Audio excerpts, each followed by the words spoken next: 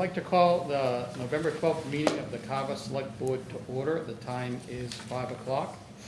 I'd like to offer the other boards an opportunity to call their meetings to order. We call the Carver Select Board meeting at 5 o'clock to order. We'll call to order the meeting of the Carver Finance Committee. I'd like to call to order the meeting for the Carver Capital Outlay Committee. Thank you. All right, this meeting is being recorded by Area 58 Community Access Media Channel 9. It will be posted by Area 58 on YouTube as soon as possible. There are openings on several committees. Please refer to the front page of our website for a listing and application. At this point in time, would you mind please standing for the Pledge of Allegiance? I pledge allegiance to the flag of the United States of America and to the republic for which it stands, one nation, under God, indivisible, with liberty and justice for all. This time, Mr. Hoffman, would you like to lead us on to the community prayer? Sure. Almighty God, humbly we pray your blessing as we concern our life with the opportunity to serve our community. Enhance us with your spirit of dignity and selflessness. May we become instruments of support and understanding as we seek to bring an environment of trust and purpose among all who provide the many services that make us all that we can become. Help us achieve the goals of our commitment in this office that is now our responsibility. And especially, we lift our prayers for all the citizens of our community that we have been allowed to serve, that they may discover the fullness and joy of life that we all seek. And keep those serving in our armed forces and our first responders in our hearts and thoughts. Amen. Thank you, Mr. Hoffman. Okay, as usual, I would like to offer some time for citizens' participation. Would anyone like to come up to the mic? Seeing no one approach the mic. All right, I wanted to give a little background on kind of what this meeting is about. In prior years, I think we ran it a little bit later, maybe in February. We would typically go through budget line item expenses, almost like, I don't know if you want to call it phase one or phase two of the budget process. This was a different strategy for this fiscal year. It's something we haven't done in a while, and that is to almost, instead of working on expenses first, try to be transparent with regards to revenue. What revenue coming in does the town have in order to pay for all of its services?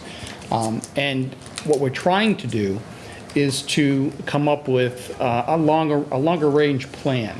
I think in the past few years we've kind of done a one-year plan, get to the next fiscal cycle instead of and Capital Outlay did like a 10-year plan. And I think during some of the discussions that we've had, there is a need to do some kind of forecasting, but maybe something more of a 5-year plan for revenue and expenses, and we could still keep a capital plan together, but 5 is probably more accurate with regards to trends. It might cover a contract period, things of that nature, but to do more forecasting to know what's coming down the road. So at this particular point in time, I'd probably pass this demonstration over to our Finance Director, Karen Pavel, to talk about some of the revenue projections that she's put together. Good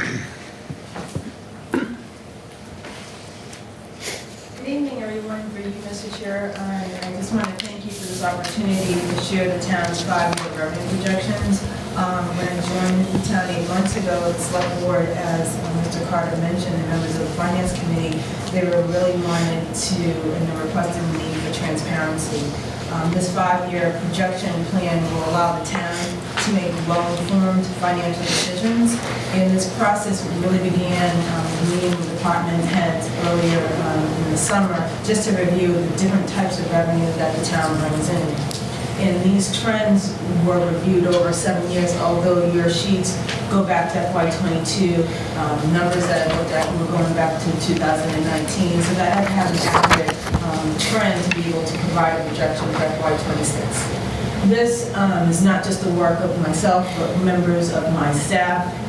And it's just been a really collaborative effort under the administration of our town Administrator Glenn Cannon. So I just wanted to, there's a lot of information here, so I'm going to try to explain it in a way that it makes it very simple. The town of Carver has 4 sources of revenue. One is our tax levy. And I'm going to go through each section of the revenue. I've added definitions to this revenue sheet so that as you're going through this, you'll be able to understand what that actual revenue is. So we have 4 different sources of revenue. One is the tax levy.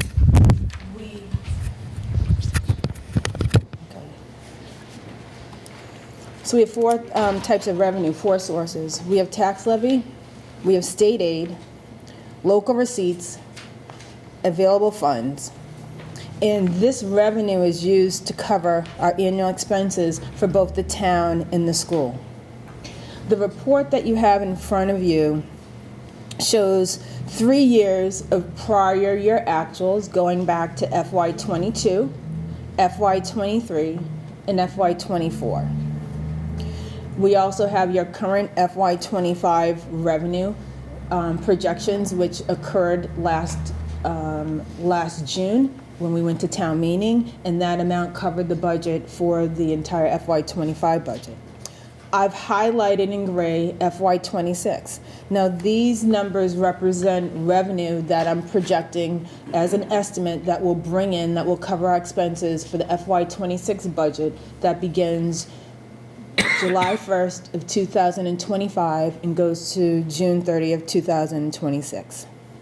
The 5-year projection revenue also goes through the year of FY30. There are a lot of new revenue sources that the town will be bringing in, and I wanted to kind of show that. These projections not only help us define the financial state for the town moving forward, but it all helps us with our rating agencies, with Standard & Poor's as they do our valuation, to see that the town is being diligent in managing and reviewing their revenues out years, as long, in addition to putting together 5 to 10 year capital plan and expense plan. These are all things that are going to help the town financially. So if you're on page 1, page 1 represents our revenue summary. So for the summary, and I'm going to walk through each section, we have our tax levy, we have the state aid, which is our cherry sheet receipts, we have our local receipts, which are revenue that comes in that's not state aid or tax levy, and we have available funds, which are funds that are available for appropriation that cover expenses that the town has for different departments, and I'll go over that in a little more detail as I go through each section. So page 1 is just a broad summary of just the revenue that we bring in. If you go to column F, which is it's grayed out, it shows our tax revenue at $35,569,291. Our state aid receipts projected at $13,889,922. Our local receipts at $4,028,827 for a total estimated revenue at $53,488,040. Our available funds, we have ambulance receipts, and I'll go into this in more detail as I go over available funds of $1,028,771. This was an old estimate from last year, and I had an estimate of free cash because free cash is a source of revenue. I wanted to show all of the revenue sources that the town uses to fund the budget, and we have cemetery funds that are from our revolving fund. We bring in money to cover those. In addition to our revenue, our state aid, if you see, it will say cherry sheet assessment charges. In addition to the state giving the town money, they also have charges that we have to pay for. So the amount of revenue we get in state aid ends out being netted by the charges that we have to actually pay back to the town. And I'll go over that as we get into that. So looking at the grand total of available revenue for the FY26 budget, we're looking at $53,721,211, and that's a projected number for FY26. As we move closer to the beginning of the calendar year, 2025, and we have our state aid numbers, these numbers could change. We are, and so when those numbers change, then I'll be updating my revenue projections. So as the town administrator moves forward to presenting a balanced budget to the select board, those numbers may vary, as we move further into the year where we have additional information. So these are just projected figures. If you go to page 2. Page 2 is our tax levy. And I just wanted to go over briefly a little bit of information. So if you, on your sheet, so there's no confusion, I'm showing the actuals for our taxes for 2022, the actuals for 2023, the actuals for 2024. Column E has our proposed budget for our levy, which was FY25. This is what we presented as our revenue figure for taxes last June when we went to town meeting of what we were going to bring in for taxes. The column next to it shows updated new growth figures by Department of Revenue on November 7th, 2024. So last Thursday, the Department of Revenue received information from the Board of Directors with all of our revaluations, and they have updated and provided us with amended new growth figures. So if you look at this sheet, we have amended new growth at $132,540. And then we have our 2.5% levy, and I'm going to go over what that 2.5% actual means based off of Proposition 2.5 that happened several years ago. Then we have our new growth figure, which I'll go over, bringing the total of $33,008,235. This is the base that the Department of Revenue uses for our FY26 budget. So and I wanted to put this amount in here because it is different than what was presented in June. There are updates, there's new property that comes on board, and they're evaluated, and so they have an update based off of what was originally presented. So I just wanted to explain when you're looking at the FY26 projection, why that amount, where that amount comes from. And that amount that we're starting with for FY26 comes from the amended growth figures that the Department of Revenue provided last week. So going into FY26, for our taxes, for our tax levy, we're looking at $35,569,291. We have provided a $600,000 projection of new growth, and that would come in later in the year, as we did last year. We had a projection of $414,224.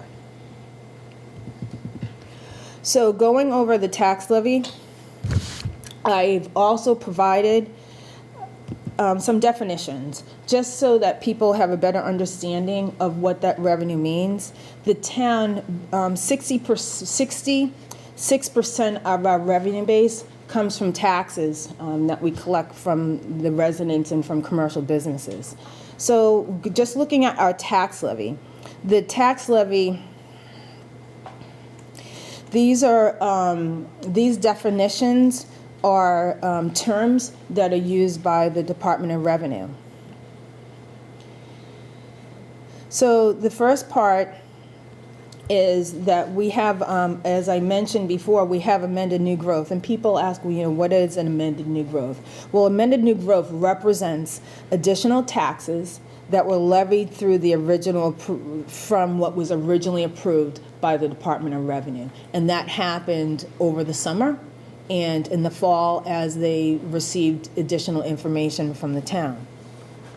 New growth, actually I'll go into 2.5, where it says 2.5, this represents Proposition 2.5.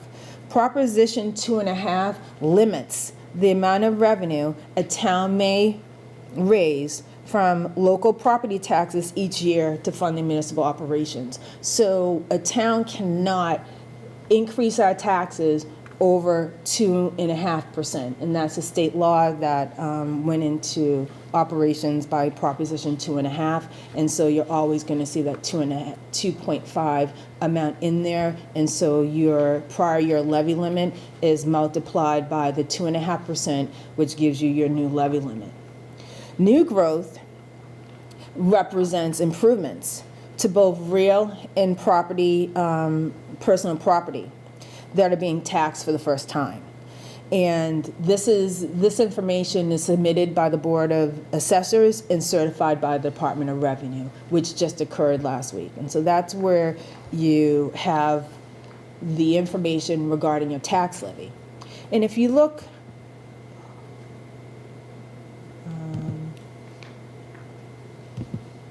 we're having some technical I think it's back. Okay.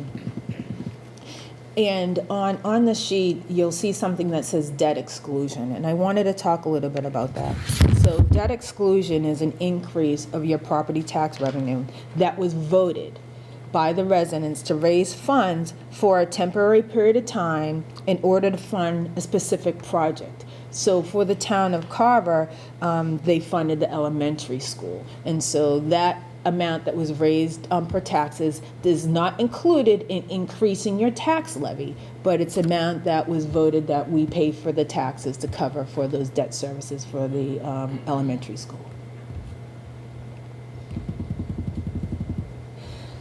The next section,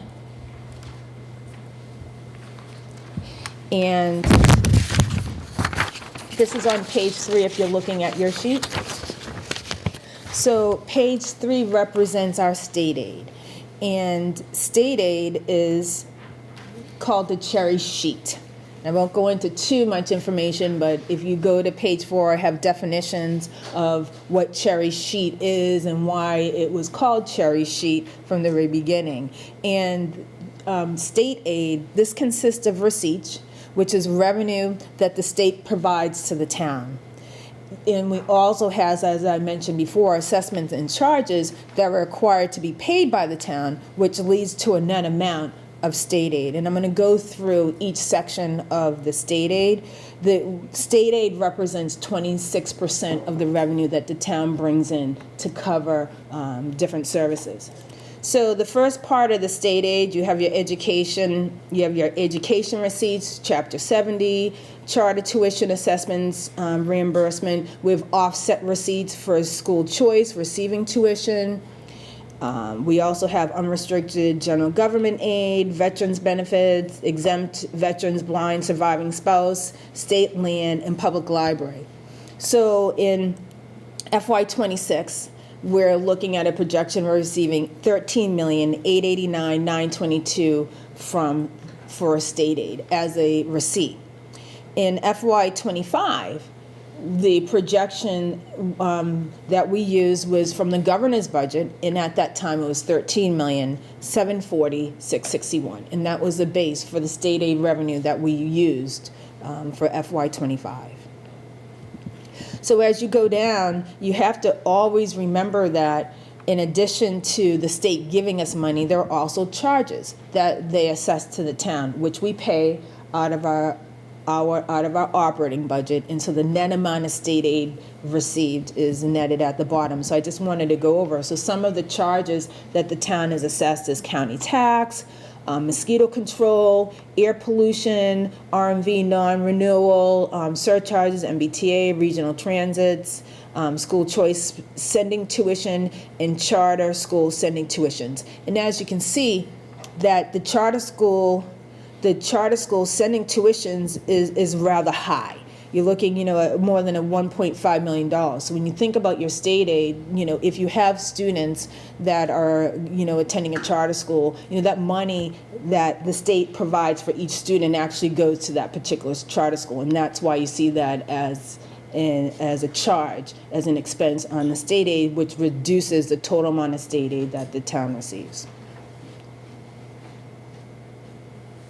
So as you're looking at FY26, we have $13,889,922 in receipts, and the amount of assessments came to $1,815,601, leaving us with a net amount of state aid at $12,074,322.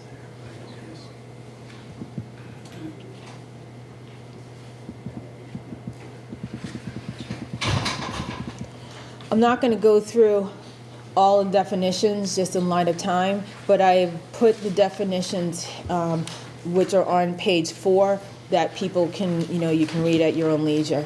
And if you have questions, I'm always available to answer any questions you have regarding the state aid.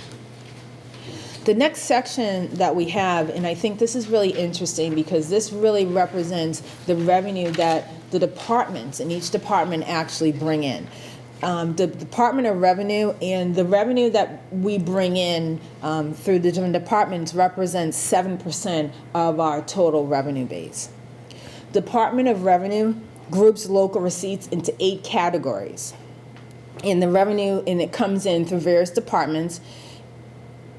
And the projections for FY26 begin, I just wanted to make note that in FY27, we have, the local receipts are a lot higher between July 1st, 2026 and June 30th, 2027, because we're going to be bringing in more funds from our pilot agreements. I'm going to go through that in detail as we go through this local receipts. So for local receipts, the first amount of revenue that we bring in is through excise taxes. So you have motor vehicle tax, you have trailer coach, you have meals, you have cannabis. That represents a category of our total excise taxes that are brought in by the town.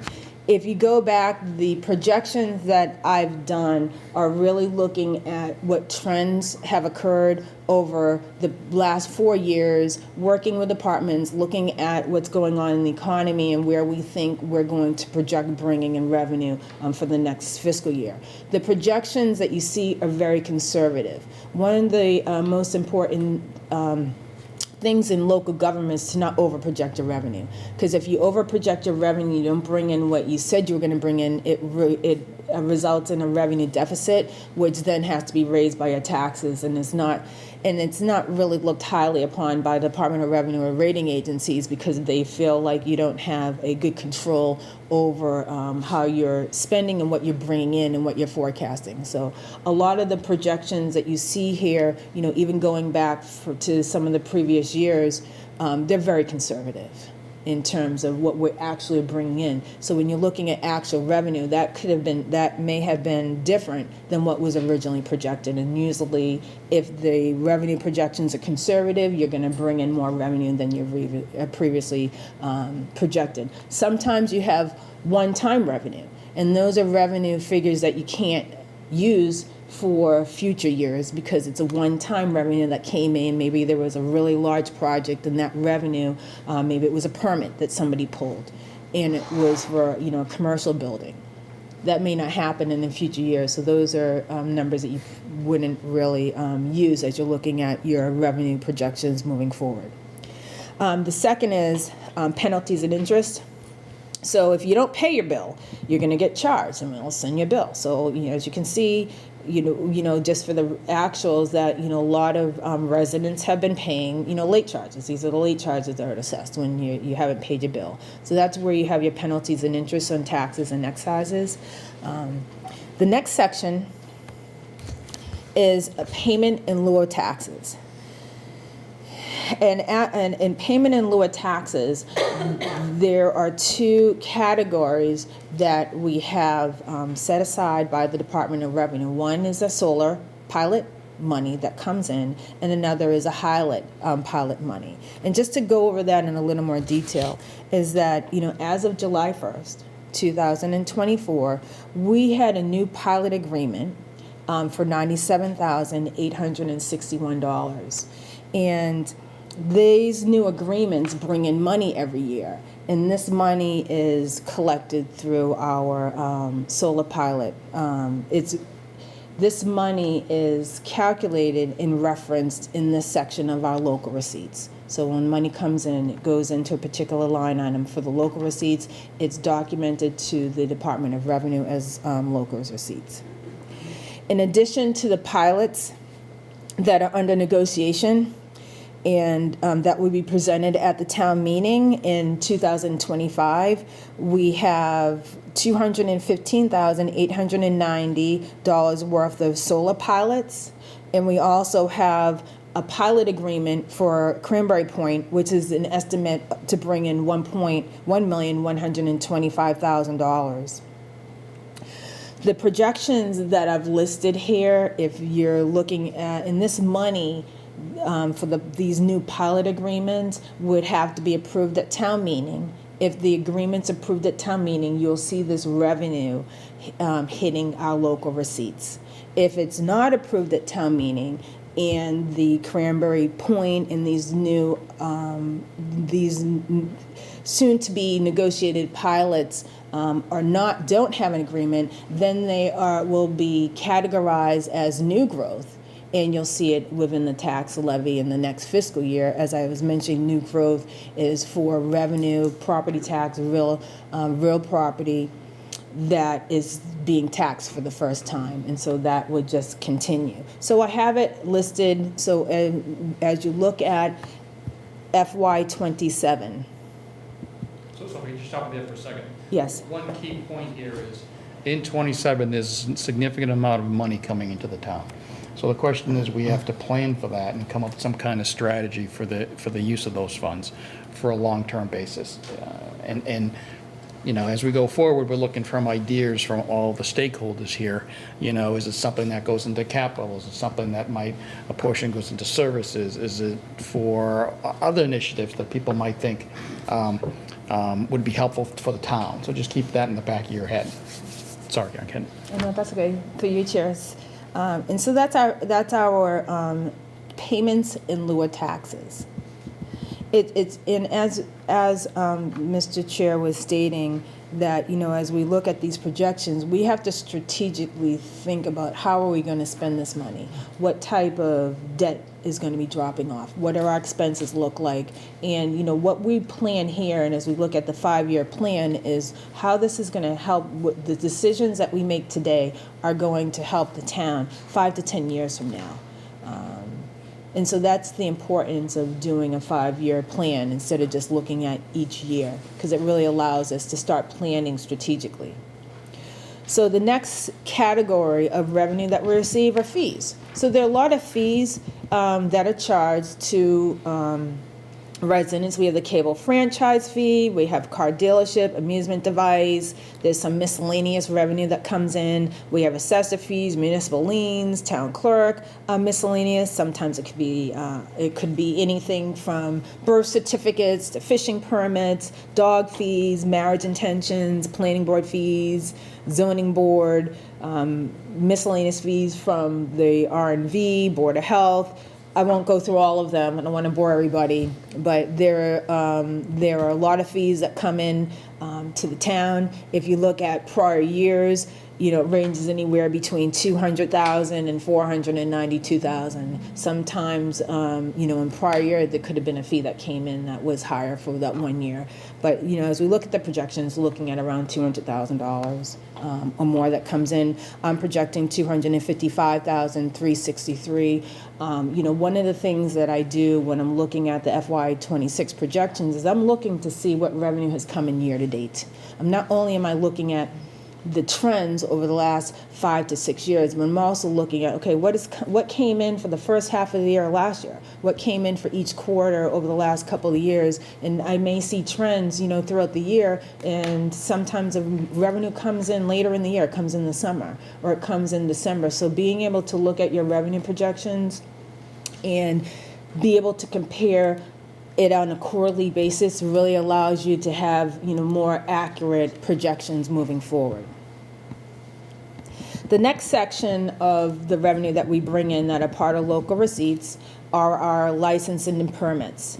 So we have our, you know, alcohol, beverages, and you may be asking, why isn't there anything in FY25 for alcohol beverage and licenses. And this could just be that it just wasn't estimated, or they had smaller estimates and the figure wasn't put in.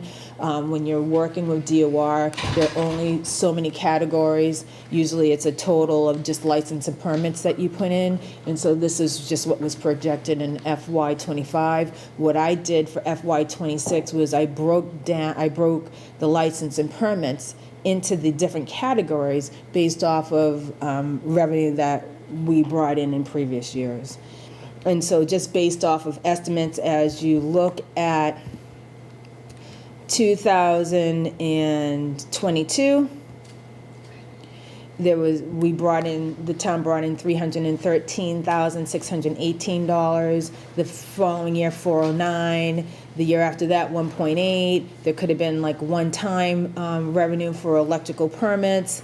Then we have 990, and I have a projection of 575. And these are conservative because sometimes you just don't know what you're going to bring in, but you want to make sure you have conservative estimates. So if you bring in more, then it's just going to be more beneficial for the town. The next section of revenue are fines and forfeits. So we have, court fines, we have civil motor vehicle parking. As you can see, there was just a total that was put in for FY25, and I have itemized it and just broken it down into the different categories based off of what we brought in the past and what I saw as a trend. The next section is investment income. And for investment income, the town has always been very conservative in projecting how much money we're making. Interest rates have gone up. So in FY24, our revenue for our investments came in at $839,000, $839,911. In FY25, the amount that was estimated was $234,919. As I had mentioned before, the town was very conservative in their investment. I have a projection of $600,000 for FY26. One is because I didn't feel that we were going to bring in as much. In FY25, interest rates have gone down slightly from last year. So those are things that, I'm looking at, things that I'm analyzing, thinking ahead of, what's going to happen a year from now. Because you don't want to overproject your revenue, but then I still want to make sure that I'm providing strong enough estimates that will still fund the expenses that we have for the town. The next section, we have revenue. We have some miscellaneous revenue. In the past, it was named as school miscellaneous, but it's not. It's just miscellaneous revenue. Then we have the Medicaid reimbursements, and that represents our local receipts. I'm estimating $4,028,827 for FY26. The next page reviews your definitions. I didn't put all of them in, but I just mentioned our local receipts are, locally generated revenue other than real and property taxes. As examples, as I mentioned before, as we went through the list, motor vehicle excise, investment, hotel motel tax, fees, annual estimates of local receipts are shown on our tax recap sheet, and that is usually submitted in the fall. We'll be submitting ours in the next couple of weeks. So Karen, if I could just start with you for a second. Yes. All these definitions are very helpful, but on the second half of the agenda item, we're going to be morphing into the split, which could take up quite a bit of time. Okay. So do you think you've covered everything you wanted to cover with respect to revenue? Yes, I have. So the last section is available funds, which are ambulance receipts, free cash, and other revenue. So that wraps up the closing of our annual revenue for FY26 represents an increase of 5.6%. Thank you. You're welcome. So I guess as we go forward, as we move forward year on year, as Karen said, she's got this forecast that we're going to try to maintain 5 years. And while these estimates are conservative, they'll probably get more fleshed out as you go along. And the key takeaway there is if our revenue is going up a certain percentage, I think I've got, looks like between 26 and 25, 5.7%. It starts to taper off a little bit in the future years because we're being conservative. But we need to keep that in mind when we start negotiating, some things that we have control over, some things we don't. Health insurance rates, as they go up, what effect does it have, on our cost centers? versus cost versus revenue, contracts that we sign, new initiatives we put in place. If you don't monitor that increase in revenue, if you go above that, then it just creates more challenges for trying to get through another fiscal year. Okay. The next item on the agenda is part of this, and Karen, I guess you'll be going up there again, talking about the split. Or Glenn, did you want to talk about the split? Yeah, Mr. Chairman, I was going to talk about the split. Sure, go ahead. And so as the chairman said, one of the things that we were tasked to do was to look at the split between the town and the school as it relates to the budget. We held a series of meetings over the summer and into the fall to go over our financial policies, of which one was to going over the split here. And I'm just going to walk through. This is what we had come up with based on a fiscal 25 projection, looking at the past budget. I will say this, we came up with a couple different scenarios on the split, and they all came into the same 68-69% range. They didn't seem to deviate from that too much, even though we were moving numbers around, different components around. It always seemed to kind of come right into that 68-69% range. So, I think we're really close to what we can all decide on. So just here, we started off with our total revenue here. You can see it up in bold, the $48,687,129. That's the number that we started with to determine the split. We came up with what we started with our shared costs. We've really come to the conclusion that they're better labeled as fixed liabilities between the town and the school. And in this scenario right here, what we did is we split out the cost, particularly on healthcare and then also the retirement between the school and the town. And that split really came down to, it basically comes down to the number of employees that whether the school or the town have. And it comes out to be about a 25% for the town and 75% for the school. So you'll see those. We split out the fiscal year 25 share cost of $13,237,934 between the town and the school, and the new fixed liabilities you can see here. We broke it down. The general government, the town side, $2,549,368. The school, again, $6,267,279. And then what we're calling now, where we looked at the true shared cost or the fixed liabilities between the town and the school, the $4,421,287. The next thing that we did was we did look at the available funds. Is that shown on my screen here? I want to go down a little bit here, sorry.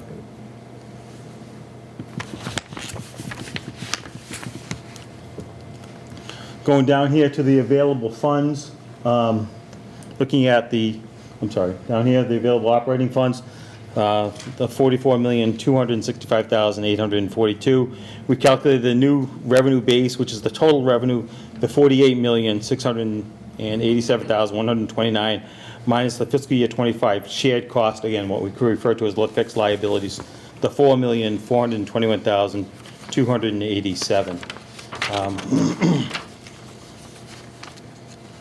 What we had done there is we also added in down here the general government operating cost, and we just add together the fixed liabilities from the fiscal year 25 town budget, and then into the fiscal 25 town budget, the $11,201,946, coming up with a total of $13,751,313.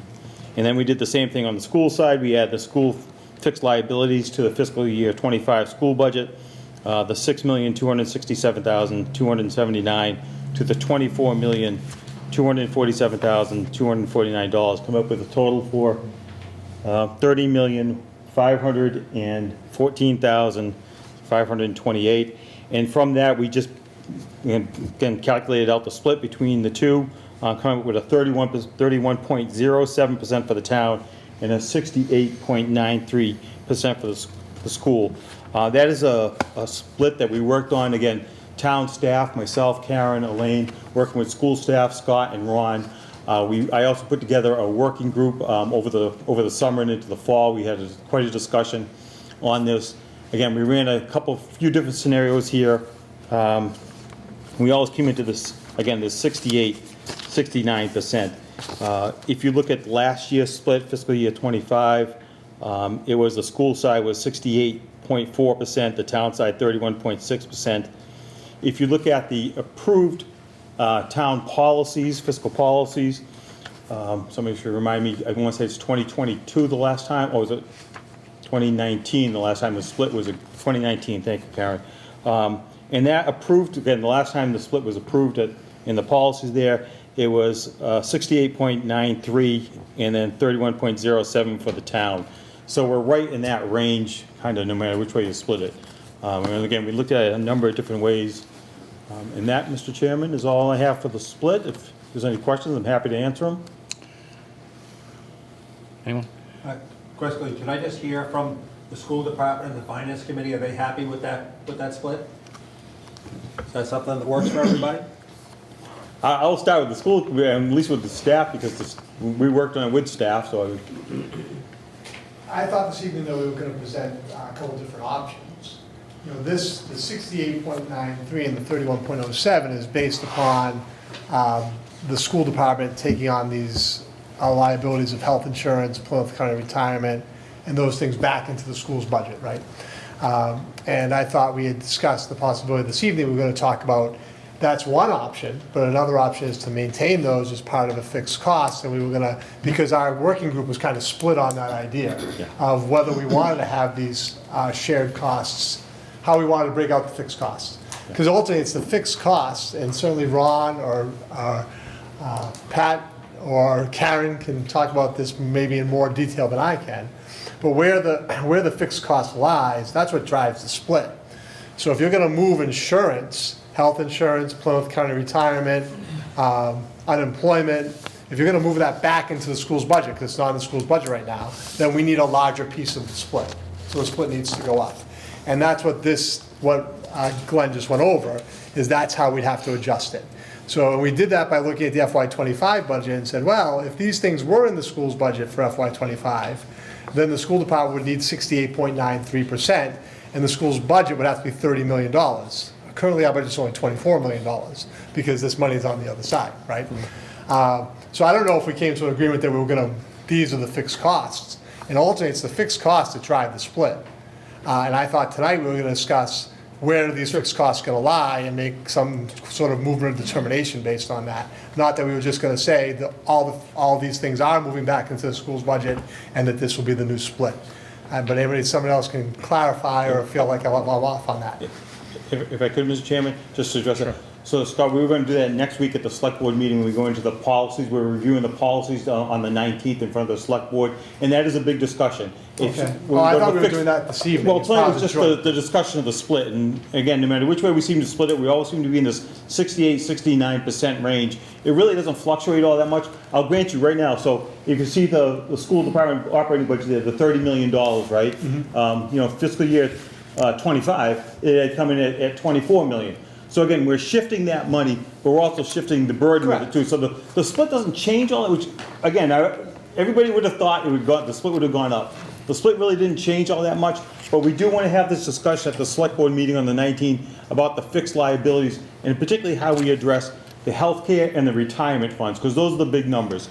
And there was a split on the communal. Yes, and I guess what I'll leave it is, does the school support this? Well, we don't know know where the fixed liabilities lie, so we can't make a statement this evening of whether we support this or not. Thank you. Okay, and just to kind of, Right back. Sorry, Mr. Chairman. So, anyhow, to follow up what Scott said, we had some robust discussion on these topics and so forth, and it was, I thought, a very informative type of approach to show what Glenn showed tonight. Okay, now the working group that we talked about with the school department, Beth and I and the finance committee, 2 from the select board, and Glenn and Karen, 8 people, we talked about looking at which one of these scenarios people felt comfortable in going forward with. And essentially, 6 of the 8 people on this working group, again, very knowledgeable people there, were actually in favor of keeping the situation as it is right now, with particularly, it came down to two items: the health insurance and the Plymouth County retirement, which are, together is like $8.5 million. Okay, so that would be what we'd call the fixed liability or shared cost. And that's the way it is now. Now, when we want to go back at some time, like when I was back in the school department, with sitting where Ron is right now, we had the health insurance and the Plymouth County retirement in our budget. Okay, and why? Well, because that's the way it had always been. And I go back to 1993 when the Plymouth and Carver deregionalized, and that was my first year there, also Scott's first year. And that's because that's the way it was. There was no other explanation than that. And that's the way it stayed for many years, including a few years even after I left. And then a few years ago, and there had been this push to change it, to take those costs, particularly those health insurance and the retirement, and bring them outside of the individual budgets. And that's what happened a few years ago.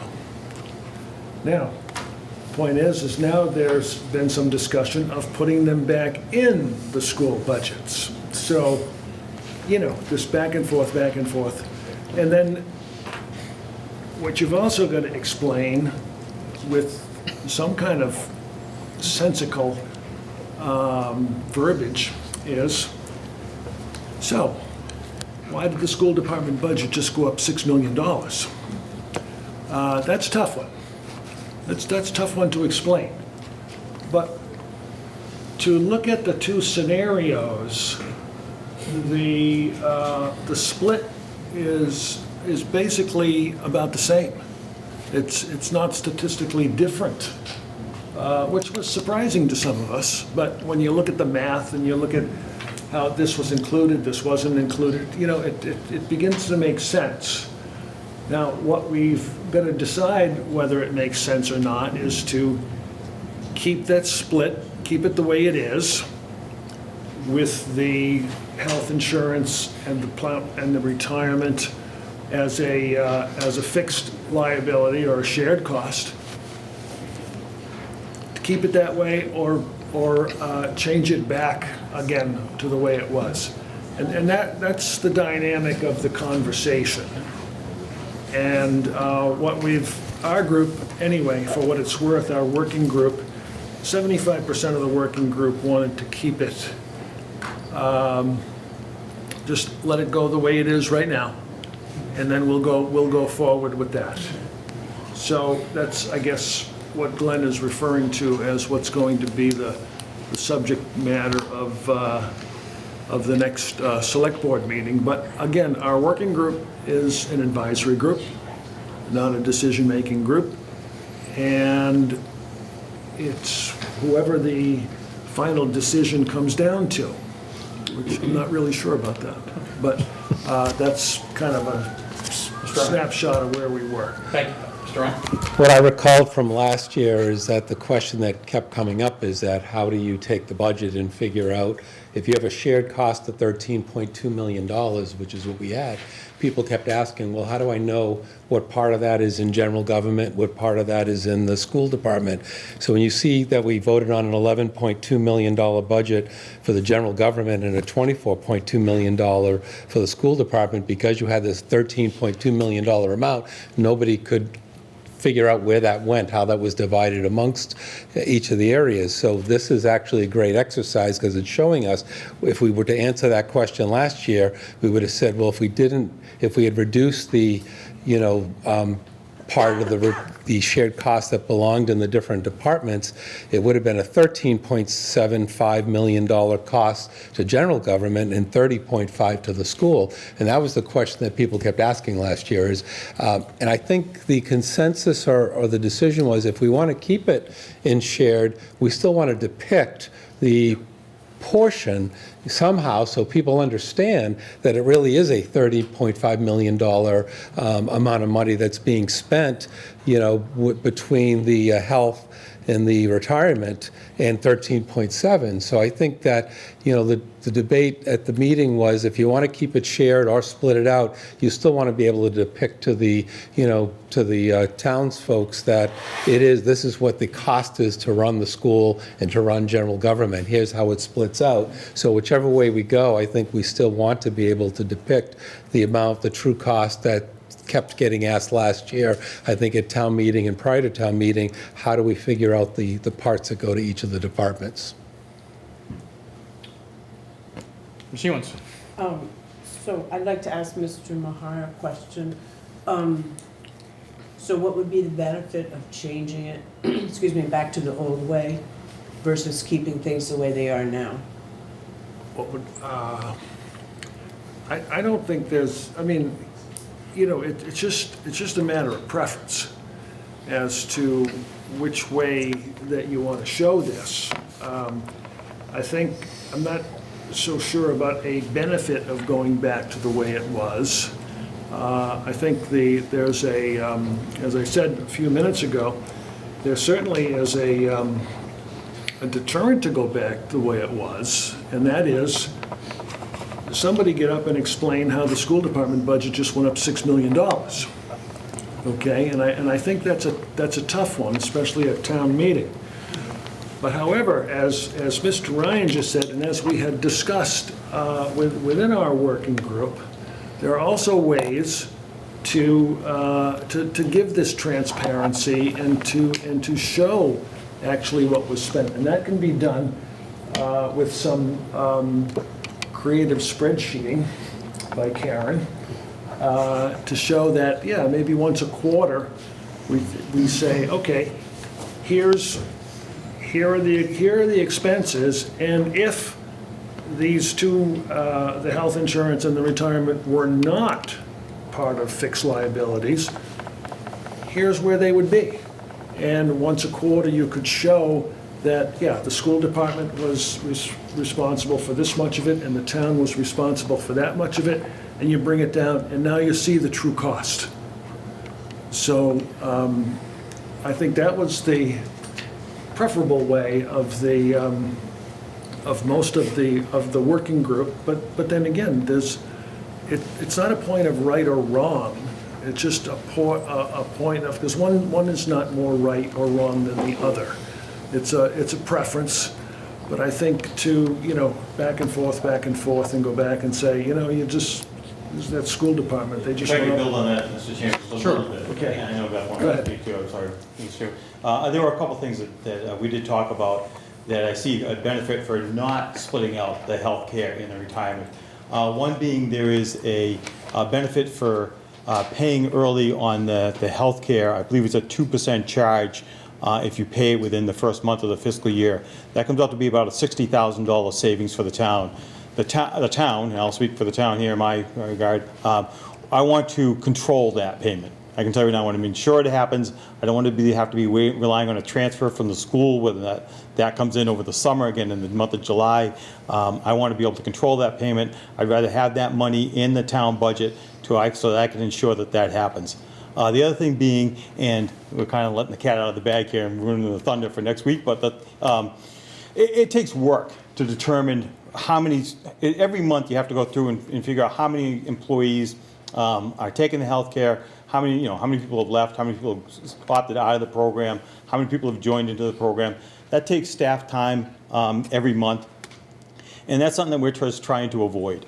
It's one of those things that we just don't, we feel staff has better use of their time than to be able to track in this month by month by month, so that we can go back to the school and then, you know, split the bill every month, because we get a monthly bill on this one based on the number of enrollees that we have for both the health insurance and the retirement. So we'd like to keep that in-house so that we can, you know, it cuts down on that work. Like Pat did mention, we do believe that we could provide you know, Pat did say a quarterly, I don't mind if it's just at town meeting, to break it out, you know, once a year. If it is once a quarter, that's fine, once a quarter. It saves that much staff time, so that we can actually tell the voters at town meeting, this is what we project the entire school budget will be. This is what we project the entire town budget to be. I believe that is the purpose of this exercise. So you can see what truly is, you know, should be charged to the school, what could be charged to the town. But again, we prefer having that funding on the town side so we can ensure payment and to cut down on repetitive staff work, if you will. That. So, I apologize. So I thought we were having this part of this discussion. You want to go? It's like the chicken and the egg. Which one comes first? But I'll acknowledge certainly that all the work we did this summer, we really did come out with that the split's going to be somewhere between 68 and 69. I agree with that 100%. But I think that does matter, because ultimately when you're talking 1%, you're still talking 1% of, you know, $48 million. Yeah. So that's $400,000. Or if it's a 0.5%, you know, the 68.4 versus the 68.9, that's over $200,000, which is real money when you're looking at, you know, the operating budgets for both the town and the school. So it is important. So to the question that Mr. Townsend asked me, you know, does the school support this? I can't say right now if I support the 68.9, because it all depends on how the select board decides next week on where the fixed costs are going to lie. Thank you. And did someone else want to go? Karen? I just Sorry. wanted to just add to the conversation, and like during the working committee, as we were going over the revenue projections, everything's about revenue. So, you know, within that working committee, as we're looking at our total revenue that we just went over, we're looking at, you know, through our fixed liabilities, which are expenses that are incurred in both the town and the school, that comes off of our revenue base first. And then the rest of the funds available are used to govern how much the town and the school spends. So I think when we have the meeting next week, we'll be going over what the committee agreed should be our fixed liabilities, which is the same term that we've used in the past as your shared cost. And then from that, what revenue then would be available to cover expenses for both the towns. I just wanted to add that information, you know, as we go through this process. Okay. Salvo, do you have a question? Well, it kind of already got said, but what I wanted to say is I was one of the people who went into this saying, we got to know what the split is, there's something wrong with the split. We probably tormented Glenn and Karen. They did a wonderful job. They showed us how close it was either way. But the part that kept swaying me was how much work we're going to put on the back office in the town hall if you decide to truly split it, because I think, do you have to hire another person? Is it the top of everyone's degree or license to be doing those percentages and splits for, you know, you're a single family plan, you're a full family plan. So I just want to make sure everyone thinks about that next week. And they did a wonderful job with this. But what came down for me is of the back office staff. Like, do we have enough people to do that work? Okay, my 2 cents. I'm someone that believes that the cost of the town, more of, I guess, a cost accounting standpoint, is one of the biggest expenses we have are payroll and benefits to all the employees. So the cost has to travel with the employee to wherever they perform their service, town versus school. I'm not sure if the split that was in place, I don't know, I came on board in the Finance Committee in 2007. It was long before that. I think, Dan, you might have some back knowledge of when it first started. But I'm not sure if that was the basis, to try to isolate the costs directly for the town versus the school. And that's the way we managed our finances. In 2020, in fiscal 2021, we still maintained it the same way. It looks like in fiscal 22, it changed. And my concern, a couple of different things, is to get the true cost of services provided by both the district and the town. Another is that if you look at the guarantee, what are we calling it, fixed liabilities from last year, once health and pension went up in there, then unemployment went up in there, and then property leases went up in there, and then grant programs went up in there, and then security for police went up in there. It just seemed to be this bucket now that was getting all these costs, which just skewed all the costs for the budget. So to address two different points, yes, there's two different scenarios, the going back the old way versus the current way, 69.68 from 68.4, it's 1.28% on $48 million is $623,000. That's big, that's a big number, even though it's a small percentage. So now we're gonna be looking at where did that cost from? Where is that allocated? We're just making it very difficult to try to isolate where our cost drivers are and what's going on. To Scott's point was, should we go back and do it the old way? It wasn't then to go and take away $623,000, you know, from the town to come up with a managed approach. Getting back to back office, there are ways we can do this with our payroll system to get entries because every employee contributes into it, whether it's 75, 25, or a different percentage. Which, to another point, is if we've got employees covering different percentages, do we still have 75, 25 for some and other contracts at different rates? I know we had them, so we still have them. Yeah. So throwing everything up above the line, that's also skewing the number to a certain point, probably small, but they're not all at the same rates. So my feeling, and we'll discuss, I guess, on Tuesday, is that we should look at going back and making sure that we're costing out all town services correctly, look at automating reports so we can do the monthly health insurance entry without someone sitting there with a bill trying to key in, what do we have, 400 employees, into a schedule to try to allocate this thing. But again, I'm an advocate for making sure that we understand our cost and we have a repetitive path every single year so we actually see what's driving the cost of the town. So, I mean, having said that, I guess, did Karen, do you have anything else to say, or Glenn, or in the comments? So I guess it's a lot to take, especially with our revenue calculations, now our split calculations. I guess we'll be talking about it at the select board meeting. So any feedback from anyone here that wants to contact us, let them know what your thoughts are. Any questions, feel free. And we'll be addressing it, I guess, at our next meeting. The last thing I would say is the one thing Patrick did ask a question. So it is the select board's financial policy, so it is the select board who will be making the decision. So please, give the select board your opinion, though, but it is the select board's financial policy, so we'll be bringing that to the select board again next Tuesday night. Thank you. Oh, you're welcome. Thank you. At this point in time, we'll be going into some of the departmental overview and some capital requests. I didn't know if the school committee wanted to. Sure, okay. We'll make a motion to adjourn the school committee meeting at 6:03. A second. All those opposed? Aye. Aye.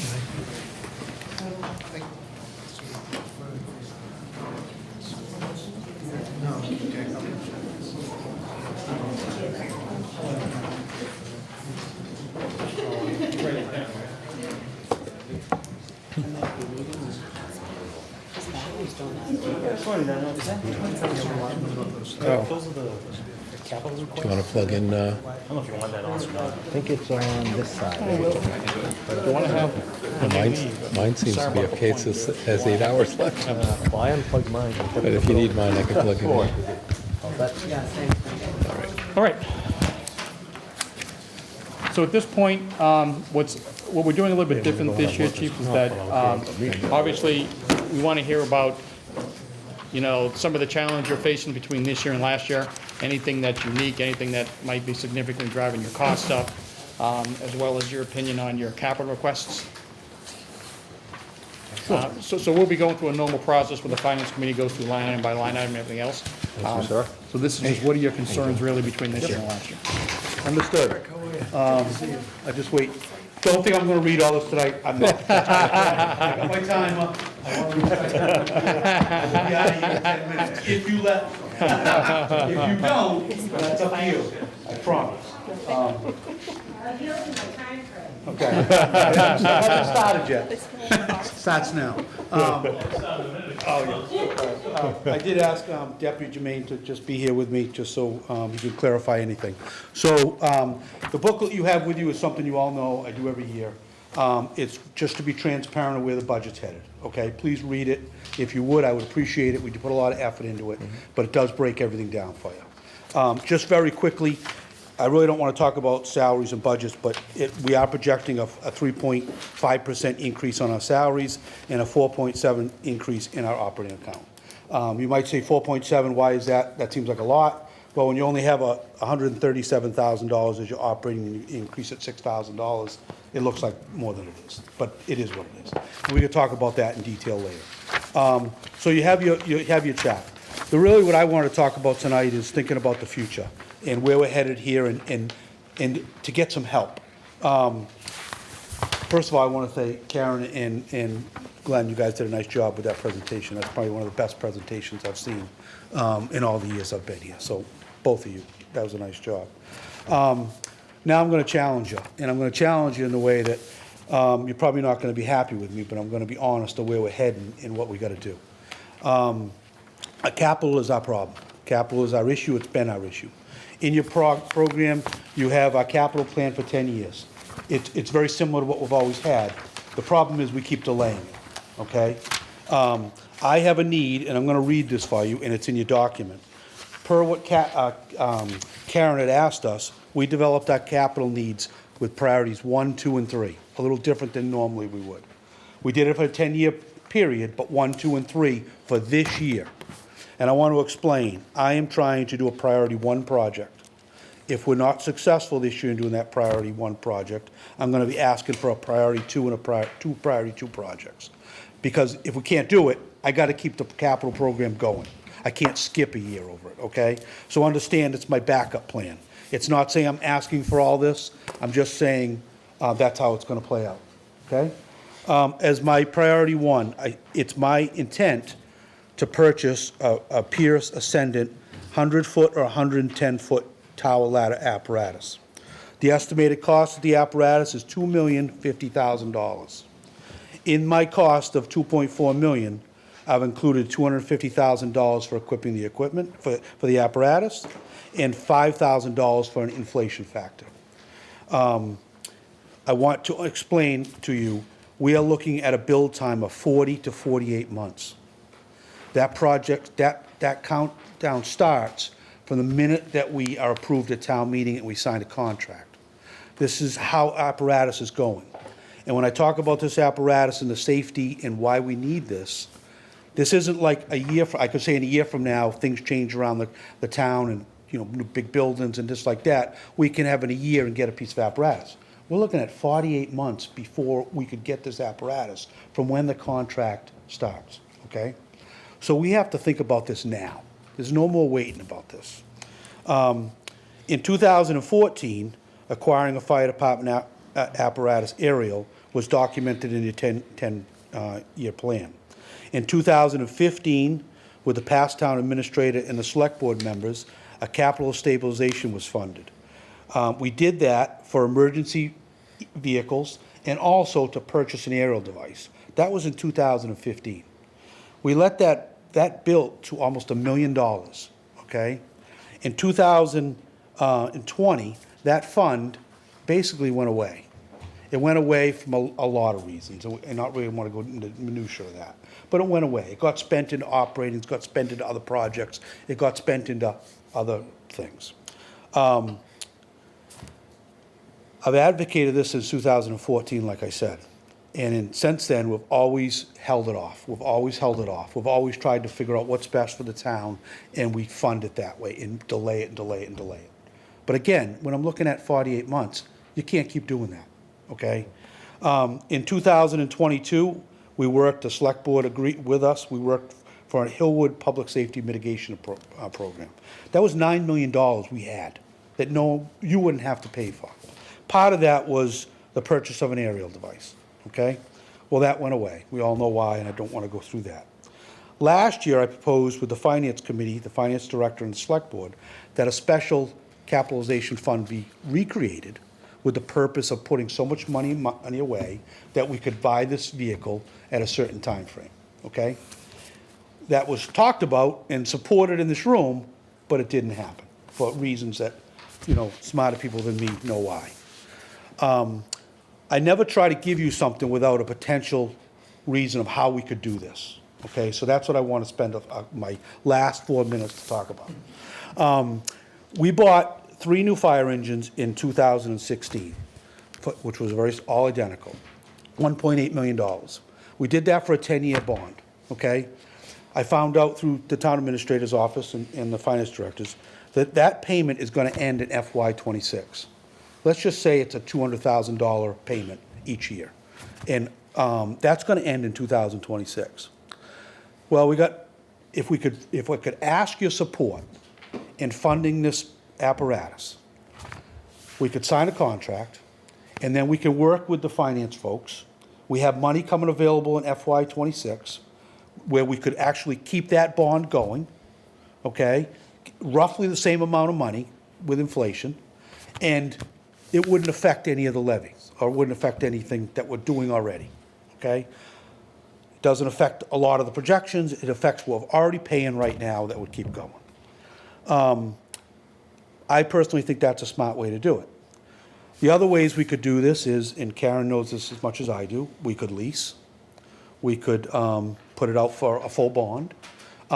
If we paid this up front, and we voted it and paid it right up front, we could probably take about $90,000 if we paid it in full. And that's discounts that you would get for the apparatus. We've done this about half the time with our apparatus now. The other half we waited till it arrived and paid for it then. So what I'm saying is you'd have to figure that out financially, how that plays out.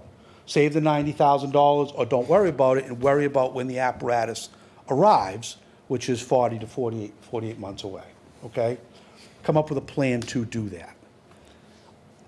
It's not wise to wait 48 months and then figure out how we're going to do this, because then we're another 48 months. And we've already gone from this apparatus, when I first projected it, was around $1.3 million. We're at $2.4 million. I'm not saying that can't be sharpened a little bit.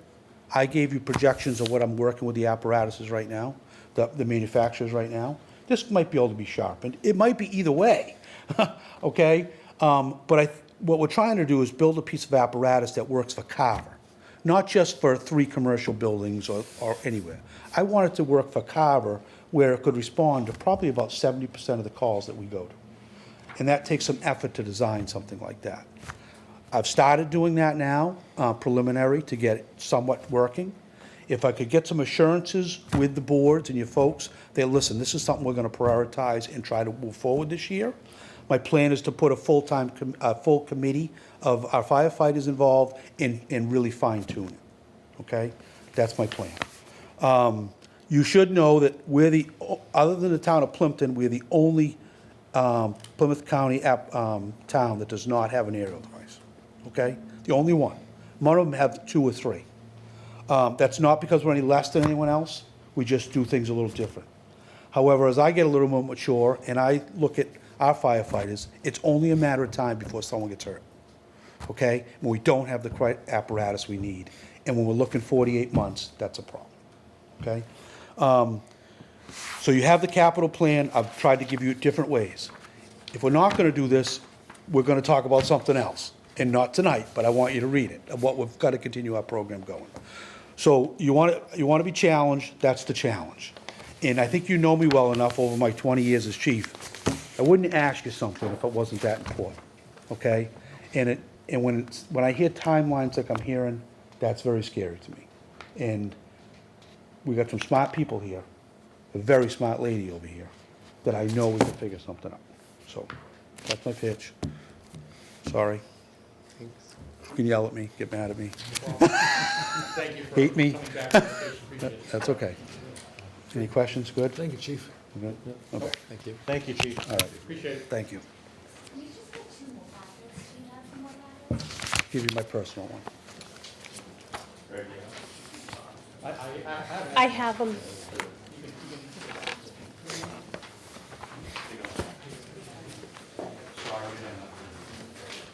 Jackie, I have one. All right, next item on the agenda. The library, Erica.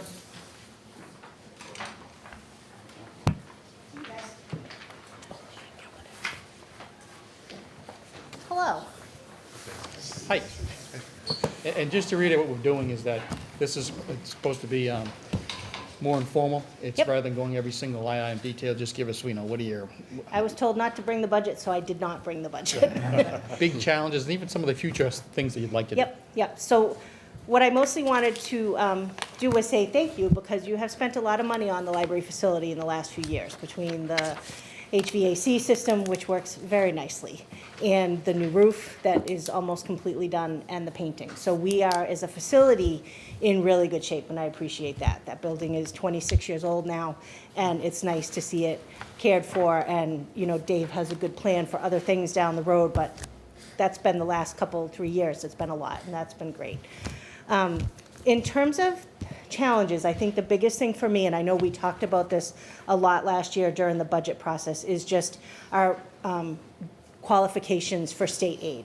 And some of you have heard this before and some of you haven't, so I will just do a quick dog and pony on state aid. Is the money that we get from the state. It amounts to 2 payments somewhere around $16,000 to $18,000 a year. It goes up and down depending on the governor's budget. But there are requirements that we have to meet as a town for the library in order to do that. The biggest one is something that they call the MARs, the Municipal Appropriation Requirement. That bottom line of what you give us to spend has to go up 2.5% on average of the previous 3 fiscal years. So any hits, that we take to the budget potentially impacts that. And if that doesn't go up, then we can apply for a waiver. And we had to do that for several years in a row, about 10 years ago, I think. And the waiver process is, it's a pain, but we can do it, and we've always qualified because the library's never been treated unfairly. So I don't want to say it can't happen, but as long as we maintain that 2.5% average over 3 years, we're fine. The other part of state aid that gets put into this is that we have to spend 16% of our bottom line on books and materials. So that includes, books, but also, magazines. We can include a portion of what we spend on the Wi-Fi hotspots. We have those. So we can include a portion of that. It includes all the ebooks that we buy. We can include some of what we spend to sales on the network fees are included in that. But it does have to be 16% of the bottom line. The way we make that up, because the town does not give us 16% of our budget as books and periodicals, so the way we make that up is by passport application fees. The library accepts passports. We get $35 for every passport that we do. And last year, I think our revenue was around $12,000. So we're able to make up that difference with that, which is good. It doesn't come against the town. As far as state aid goes, we use that for unexpected expenses, like somebody's laptop died, and I don't have a technology, line item. Museum passes, hours for employees to cover. I had somebody out on maternity leave last year for 4 months, so we've got to bring in extra, and the town doesn't necessarily have things like that in our budget. So we do use that quite a bit.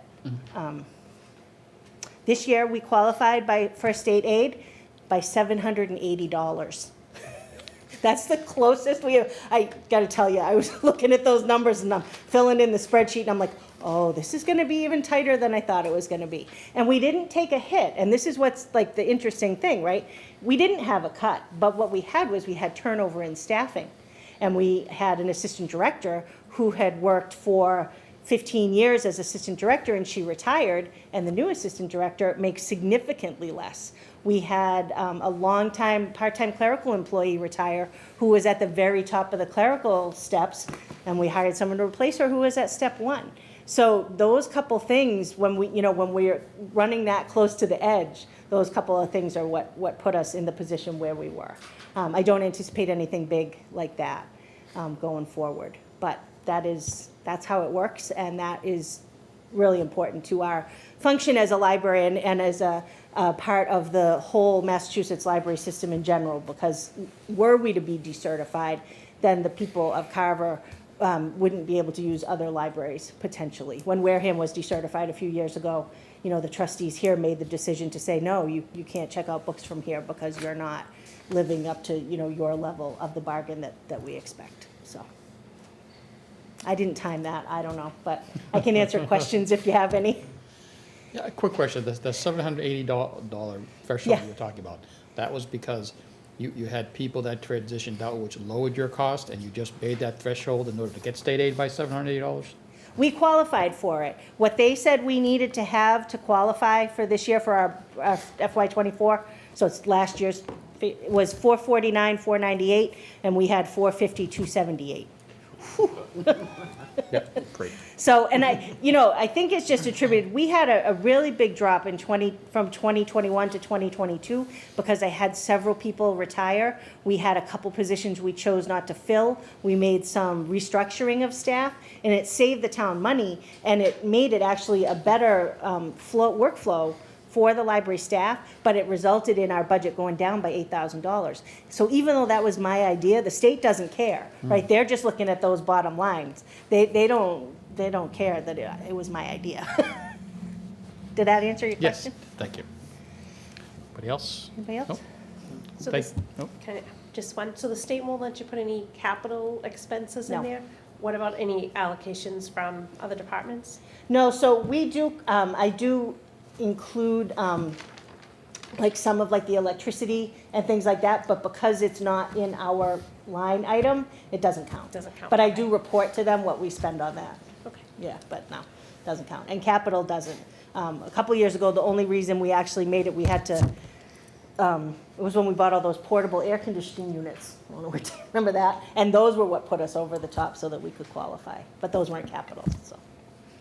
Great. Good. Thank you so much. All right, thank you for your time. Have a good night. You too.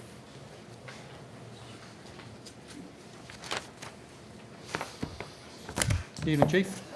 Good evening. Welcome to Carver PD. Glad we get to use our room.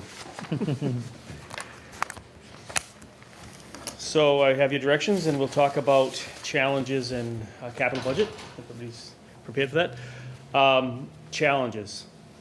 Same challenge we've had for the past 12 years that I prepared your budget for is staffing and overtime. And what are we going to do about that? In 2018, we paid MRI to prepare a strategic plan for the department. We've accomplished a lot of the goals in that strategic plan, new building, coming out of civil service, deputy chief, and moving forward on our policy and procedures. The one thing that we haven't been able to accomplish is more additional staff. While I don't get into the staffing levels on the street as an operational discussion, because we don't want to tell everybody out there how many police officers there are or not, are out there, we are understaffed for the size of the town, for the physical size, the geographic size, and the number of people that we have here. In that plan, we came up with a formula that looked at the number of calls for service that each officer handles in a year, and a number of the number of calls that was acceptable for the town of Carver. To maintain that, we need to bring our staffing levels up, and we've been talking about this for many years. This year, in this current fiscal year, we actually are hiring a new additional body. That'll bring us to 19.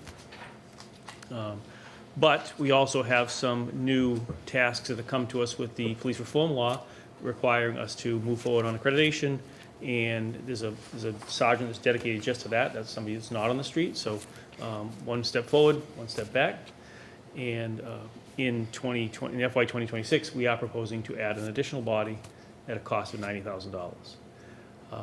The thought process with that always is we're going to lower overtime costs by doing that. And I can tell you there'll be some significant costs, lowered overtime costs, but we have to remember that we're still not at a level where we should be to have the number of bodies on the road every shift, every day. We're not there yet, so the savings that we're going to see in overtime is going to be reduced by the fact that we still have to accomplish a lot of the goals of the department on overtime. We have a new finance director and new town administrator. We're working at looking at my 5 years back of our overtime and what we spent it on and categories we spent it on, try to come up with any ideas on how we can adjust for that. But I can tell you that when I started in 2013, we talked about spending this budget wisely and giving you good police work. I think that proof positive that you can see over the past 12 years we've done that, and we can continue to do that, but we can do it better if we increase staffing up by another body next year. So that's our biggest challenge next year on the salary side. Operations-wise, I was told we're not going to get into that tonight, but there are some significant increases just because the cost of everything is going up, and we can't change that. And then capital-wise, as I've spoken to you before, we have a cruiser program that assigns a cruiser to each officer. We've been running that program since 2005. We have we spend significantly less every year maintaining cruisers than the departments that I'm aware of that use pool cruisers, which are a shared cruiser. And that's because those cruisers are on the road sometimes 24/7, and they get a lot more mileage put on them a lot quicker. They get handled by different officers and maybe not treated as well. Our program has worked very, very well over the past 15 years. And to maintain it, we're asking to replace 3 cruisers next year. By maintaining that program, not only do we keep the officers in their own cruiser, which is better responsibility for the cruiser, they take care of it better, and we're spending a lot less cost maintaining it, but it has given us the chance, the ability over the years, when budgets are tight, when capital budget is tight, to delay buying a cruiser to the next year if not. So I'm asking for 3 this year because that will keep us on our program. It gives us a cruiser assigned to each officer. Those cruisers stay on the road for at least 7 years, and most of them are staying on from 8 to 10 years on the road, which is significantly more than a pool system, which cruisers will stay on the road for about 2 to 3 years before you have to replace it. But again, by being in this program, not only are we saving some money on cost savings to repair the vehicles, because we're changing tires and brakes and oil, but we're usually replacing engines and transmissions because they're being driven by one person, not as consistently, not 24 hours a day. So I would suggest that we maintain that program by expending that money. If we need to talk about cuts, we can always, like I said, adjust. But to stay on track with the program, we would be looking to get 3 next year. You also asked me about animal control, which is part of my budget, and that I also have a request in for capital money to buy a used vehicle to replace the current animal control vehicle. We've always done that by using used cruisers, and that's worked fairly well, but we'd like to find a vehicle that's more appropriate to putting animals in the back of and keeping them safe to be able to take them to the shelter or wherever they need to go. So those are the capital projects we're asking for in this current fiscal year. We did just complete our 10-year plan, and there are some, the biggest cost moving forward is continuing to buy cruisers, but there is a significant cost in the next few years. It's going to come when we have to replace the records management system. We've got that in there at $500,000. I don't know what the actual cost will be by the time we get to it and when that will happen. The system we have now we've had in place since 2006, and it is eventually going to reach its end of life. We were told it was going to reach its end of life in the next 3 years, but they've pushed that date out a little bit now, so we may bought some time, but that's a project that's going to happen at some point that we're going to have to pay for. Other than that, it's cruisers and bulletproof vests and guns, and that's all in our 10-year plan. Does anybody have any questions? Ms. So Chief, to your point about needing more officers, I'm sure you know this, but I'm not sure everyone does. The town is almost 40 square miles. Yes, exactly. It's the 3rd largest town, and so It is, and I can tell you from my it's understandable you need more officers. From my personal experience of working in this town, it can take us 10 minutes to get from one side to the other with lights on. And that's with you going really fast. Yes, and we talk about police, fire, EMS response times. We're harder to predict than the fire or the EMS because they're dispatched from their stations. We're already on the road. But if somebody's in the forest and somebody way up north needs help, it's quite a trip. And having more bodies on the road will mean that there can be somebody handling a call down north and still somebody available in the center to go north. So. Thank you. Mr. Townsend. Chief, I think you mentioned that MRI study that was done a few years ago.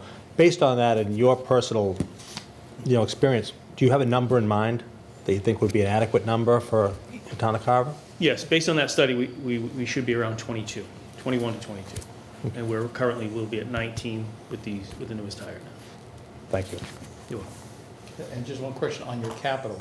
Did you say 3 cruisers and an administrative used car? Yeah, so we've in the past few years gotten money to buy used cruisers for our admin staff, the deputy chief, the detectives. We're getting better bargains on cruisers vehicles that way, and I feel that we can do the same thing and find either a small pickup truck or a small van that could replace the animal control. The animal control vehicle is not on the road as a cruiser is all the time, but it doesn't. It's a very difficult thing to get large dogs, large animals up into the back of an SUV. So. We've always used a used cruiser in the past, but since we were able to save some money and get the used cars out of the way for the admin fleet, I felt it would be appropriate to put in for it this year to try to replace that as well. Got it. Oh, sorry. Chief, I'm sorry, because there's a typo on our spreadsheet here. It says 2 cruises. Can you confirm the amount that you're looking for? Yes. Just make sure we have the right amount. I think that's from an old version of the 10-year plan. The amount we'd be looking for would be 228. Okay. It should be 3 cruises at that. I did notice that when I was sitting over there as well. Yeah. Sorry. And through you, I think it's also missing the animal control vehicle. Yes, yes. I have a question. You talked about the overtime hours. What is the offset of hiring, you hire one full-time officer now and then one next year? Have you looked at what the offset on that would be? I mean, the savings would be when you hire an officer, just one, how many hours of overtime does that eliminate? So there's no actual formula for us to come up with that because it really varies on what we're accomplishing with overtime. Many times we're adding an extra body on the road to supplement what's out there. But by adding more bodies, we will have to fill less of that for the vacation days or comp time, sick time they take off. But it's very hard to predict because it really depends on how many officers are assigned to a shift. The more you have assigned to a shift, you fill with overtime. But there are other categories of overtime that we need to fill, to put somebody out in the boat, to put somebody out on a traffic program, to accomplish different goals we need to do with overtime. Putting people out on Halloween, putting people out at the Memorial Day Parade. Those things are not fixed costs, but we have to accomplish those with overtime as well, but just because we don't have the staffing to do that. If that makes So sense. is the biggest roadblock budgeting? Yes. Biggest roadblock is the cost of putting more bodies on. And getting to a level of number of police officers on the road, I want to keep saying bodies, and that's probably not the right word, the number of police officers on the road to make it so we don't have to be filling those roles with overtime. But we're not there yet, and I don't want to come up here and not be transparent and say to you, if you give me another body, we're going to save $100,000 in overtime. You're really not going to see a lot of savings until we get to a level where the staffing is such that we can perform the functions we need to with officers on straight time. If that answers your question. Yep. Great. Thank you, Chief. You're welcome. Thank you, Chief. A little over my 10 minutes, but sorry. Okay, next item up, emergency medical services.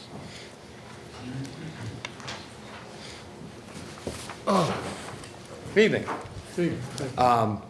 So again, I didn't bring really my budget with me as far as that. I can tell you that. The good news, you don't need it, you can just talk. But we are looking at increasing 3% for operating is because of increased cost. Salary increase is about 4%. Our hurdles is, of course, the increased cost for the equipment. Everything, medical supplies are going up, cost of medications, they all go up every year. But same with any other software or any other equipment that is non-disposable that we may have to replace, broken, damage, that stuff always goes up. We're also looking at increase our salary costs to remain, we have to remain competitive. We're a third service that uses per diem staff. We are in competition with other ambulance services to bring people on board and to keep them. In order to do that, we have to keep our pay rates competitive. We have been doing a good job over the last couple of years increasing that. We've noticed there's a little difference in how we do payroll where we do not have steps. So an EMT that's been doing it for 1 year and an EMT who's been doing it for 20 years all get paid the same hourly rate. So that is something that will be addressed in FY26. We already have come up with a wage scale proposal. We've met with Karen and Glenn and talked about it. And it's definitely something we can implement and move forward. And that again, is another reason why we're looking to raise the salary account by so much. Some hurdles we have is, as time goes on, we're having, again, less and less in-town staff members. So our second ambulance currently, during the day, we have 1 member staff in that second ambulance, and normally I'm the second person to go on that. Unless I'm tied up, unless I'm already on the first call, unless I'm already tied up with something else. So we have, we're losing, but we used to have a very robust in-town staff. We're kind of losing that. So there is some look into whether or not we may have to schedule a third person at night to get those, help get those second calls at night. I don't think we have to do that yet, but it's something that we need to keep an eye out for. And there is money already in the salary account to address that if we have to. We've always had it in there just in case we know there's a night where we know we don't have a lot of people in town, or a day or a weekend or whatever. I know I'm going to be away on vacation. We have extra money to staff up on those days. So there's one of those things, but again, all those things can be accomplished. with the current salary. Looking over our revenue, the revenue for the ambulance service is coming in very well. Last year, we brought in, I looked at the sheet, Karen and I have had a chance to sit down and go over the FY24 end of how much we brought in. I'm projecting we're gonna bring in over 1.2 million this year in revenue from transports, as long as we continue going in the path we're going, with call volume and with billing receipts coming in. And we ended last year just shy of 1.2, it was 1.168. So, when we start, after taking out the budget for this year, we started with a remaining balance in the ambulance fund of about $440,000. So the amount of money we bring in this year is going to be, of course, more than what we're looking to pull out for next year's budget, which will do good because it'll build up the money in the fund. And we actually talk about capital projects. It's not up there, but we do need to order a new ambulance. And the reason is the same. I'm running into the same issue that Chief Weston is with his ladder truck. A new ambulance is a 32-month build. We can't just order them; they show up.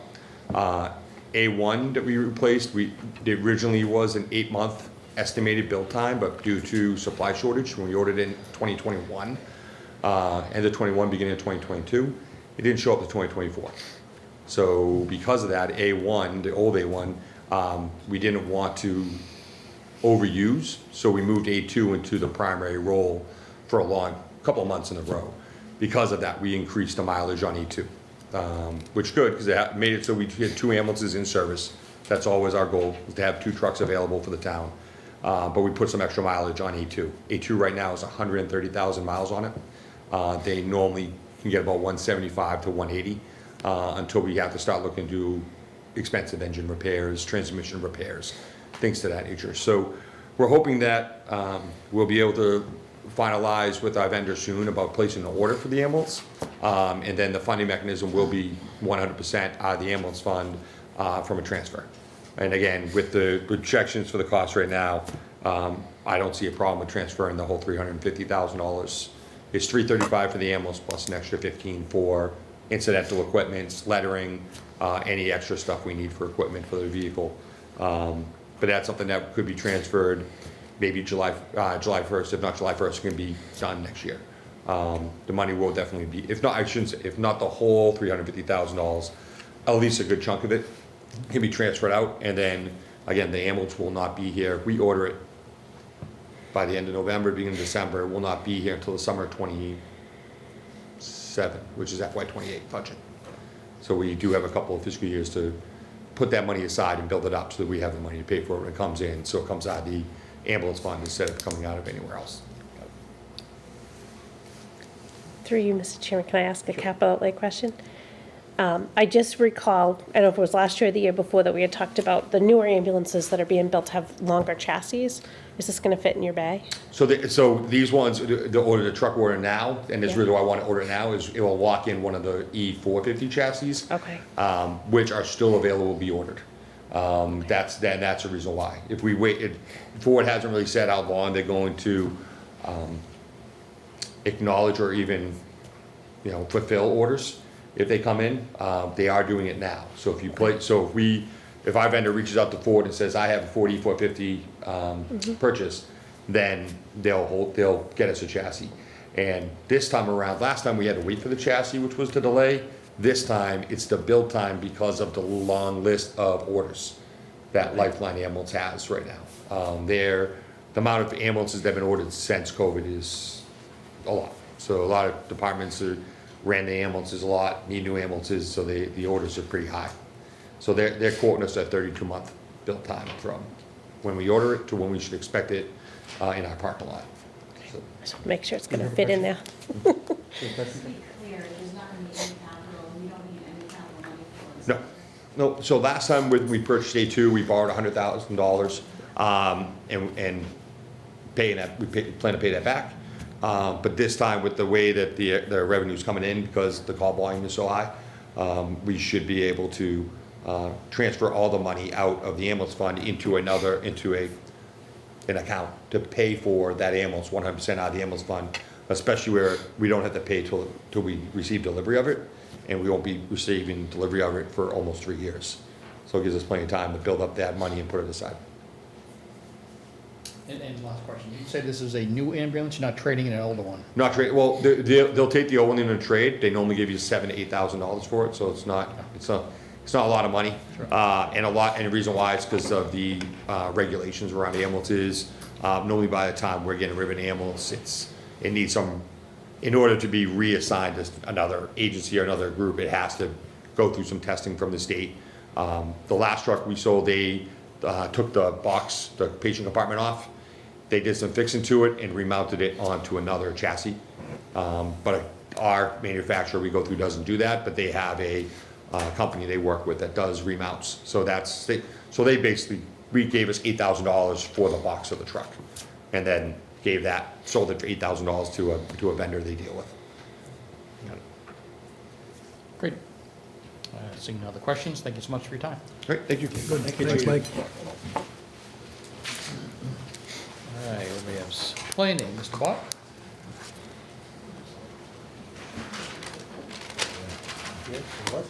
He's opening the door for. He's just holding. Mr. Bott? Sure.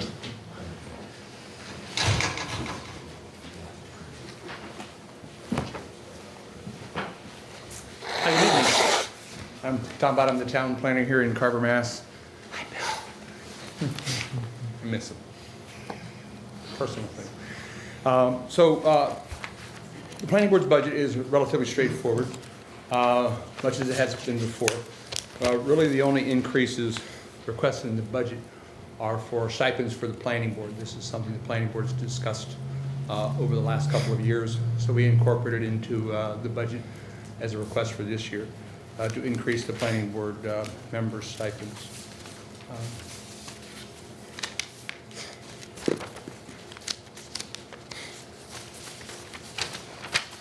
The stipend they've been receiving has been $1,200 and for the chair, $1,000 for regular members, increased to $2,000 for the chair and $1,800 for members. That represents a $3,800 increase in the budget. That's really the only difference budget-wise. I did want to talk a little bit about other purchase services. This is a budget item that we gave about half of it back last year because of a tight budget. We do use that money as necessary when it comes up. We have currently either spent or committed the $12,000 that we got from the budget from the last fiscal cycle. And the things that we spent those dollars on over the years are the compact shelving for the inspections department. We paid for about half of some of the initial work for the licensed site professional cleaning up 11 Green Street. Cost for some grant applications for environmental review for Chapter 61A when we look at some of those properties. We plan to spend some other additional dollars on that as well to help clean up green communities, help to clean up 11 Green Street. But the timing from DEP to spend that money was offset, so we could not get to that. The only capital purchase that we have on the books is for one additional electric vehicle. The town currently, the building inspections department currently shares 2 vehicles. Our venerable 06 Blazer sort of broke in half, frame cracked. And so we pressed into service one of the police cars that was available.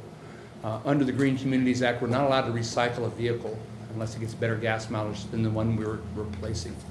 Hence the need for more energy efficient vehicles. There's a lot of people who wonder, why can't we just do what we did before? Because there's a benefit to being a green community. To date, the town has received $665,969 in green community funds. This has started with Elaine and others before I got here. Dave Siedenhoff has been very involved in this. So $665,000, another $175,000 in energy incentives. So we've gotten, almost $900,000 in grants and incentives, which has produced a projected annual savings over the course of the project of $83,536.63 per year. That's projected. So there's a cost. There's no free money, and the money that we have gotten has rules tied to it, and so that's why we have to look at replacing the vehicles we have rather than the old school Yankee business of sort of trading vehicles we had previously. I think that's it. I'm happy to take any questions from anyone. Can you repeat the stipend increase, because I couldn't hear what you were saying? Sorry.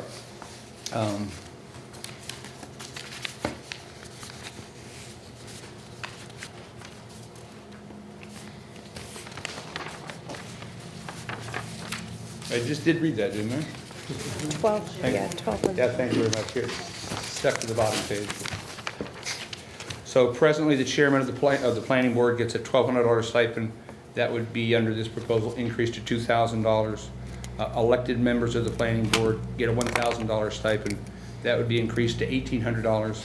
And the associate member gets a $200 stipend.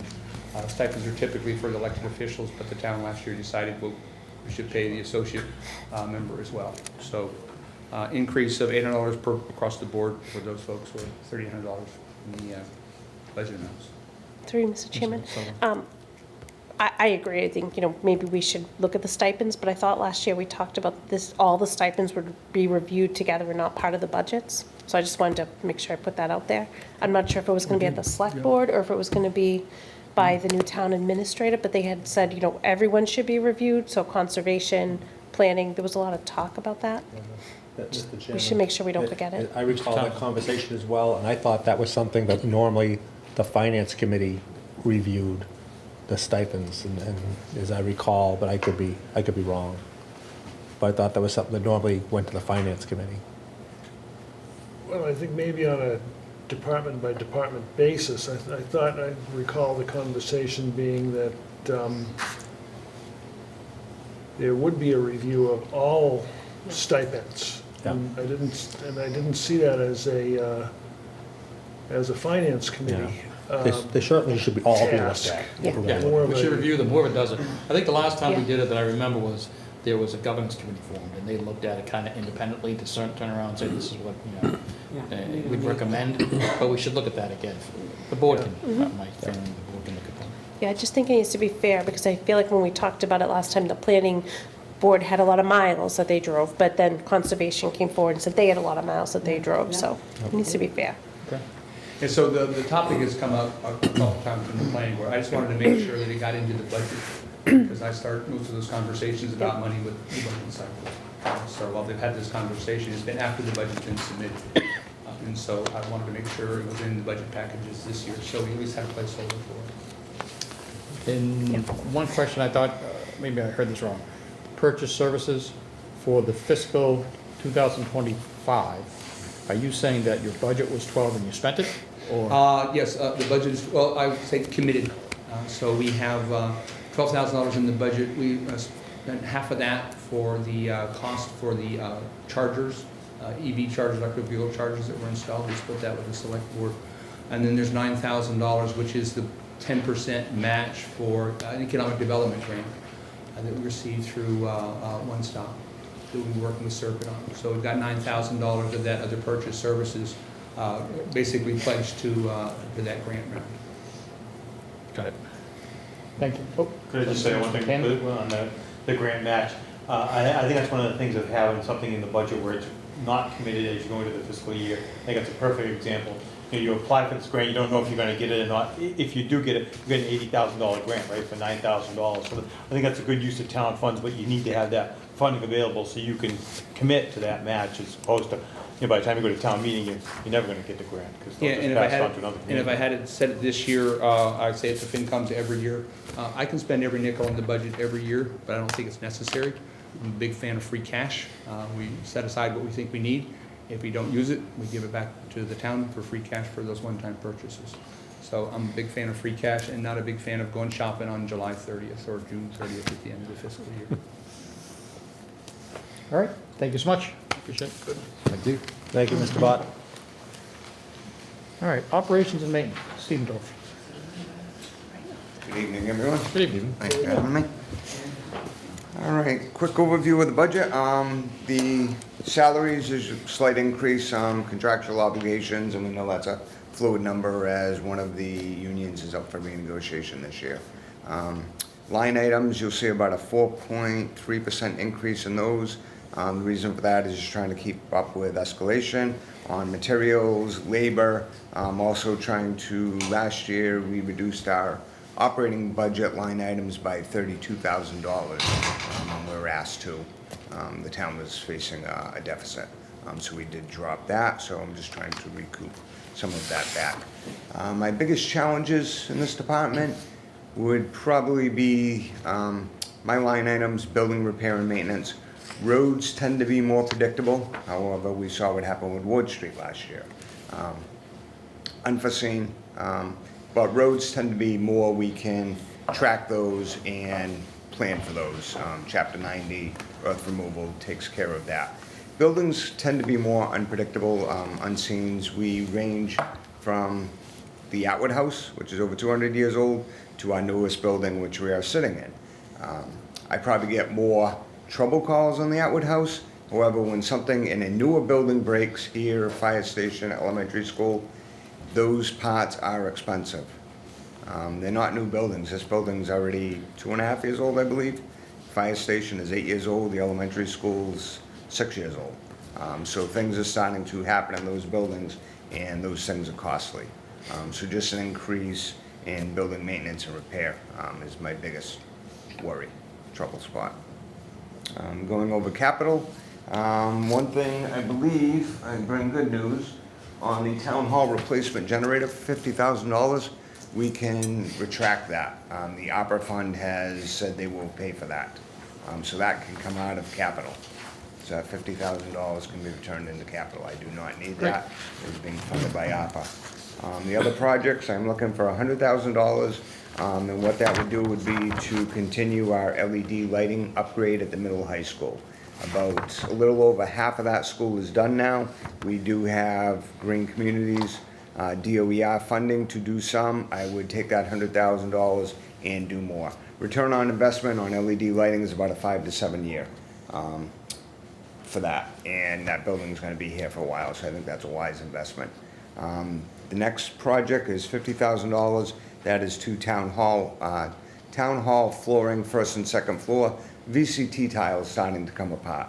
It's a safety issue, what's happening, the leveling mastic underneath is starting to break up. So it'll need to be pulled up, put down a new sub-base and tile that floor. The next item is to the EMS building out back, to paint the exterior and replace some trim that's starting to rot around doorways, around windows. Just so we don't, the longer we let that go, the further we're gonna get into, we'll be replacing siding and things of that nature. And that's it on capital.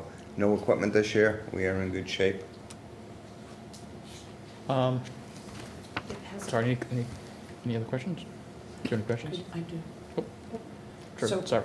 Yeah, I'm sorry, I must have missed a meeting. What's the feasibility study for town hall? So that was actually those are FY '25. Okay. So the 3/4 ton pickup with the plow has already been purchased. That's FY '25. The feasibility study, that's already been approved. That was FY '25. That's gonna say. So 7 and 8 are FY '25. Okay. Okay. 9, 10, 11, which I said we can pull, and 12. Okay. That's what I thought. I'm just confused. Thank you. Just curious, Ken, where do we stand with the feasibility study for the old police fire, So- not town hall? Shelby is looking into that procurement. What we're looking into is procuring a house doctor, which basically puts an engineer, architect on retention. It's an easier way to procure these services. It's a little bit different, so she's looking into that and seeing how other towns have done that. And if you do have the architecture doctor, you'd be able to use them on other buildings in town too, if you have the fund. Yes. Yep. One more thing for you.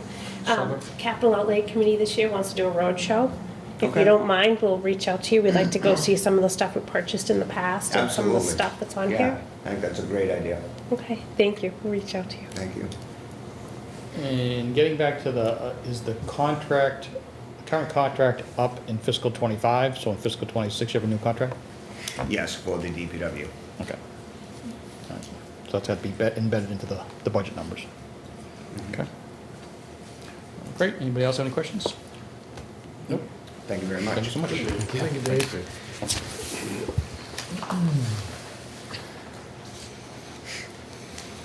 All right, conservation?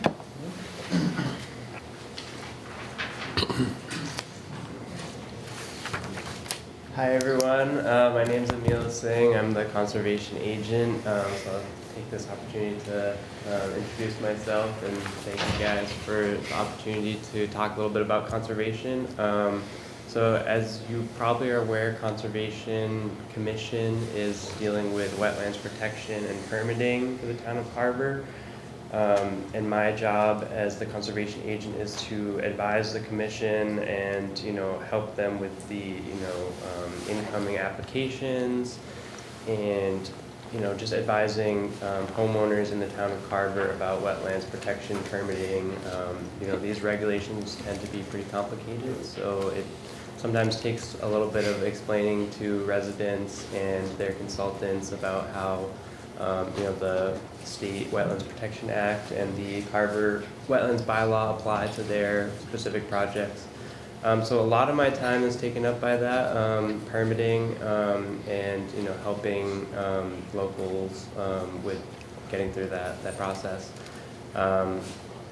We have a lot of wetlands in the town of Carver. As was mentioned earlier, it's a large town and it's made up of quite a large percentage of wetlands. A lot of those wetlands are cranberry bogs, but we also have a lot of swamps and rivers and ponds in the town.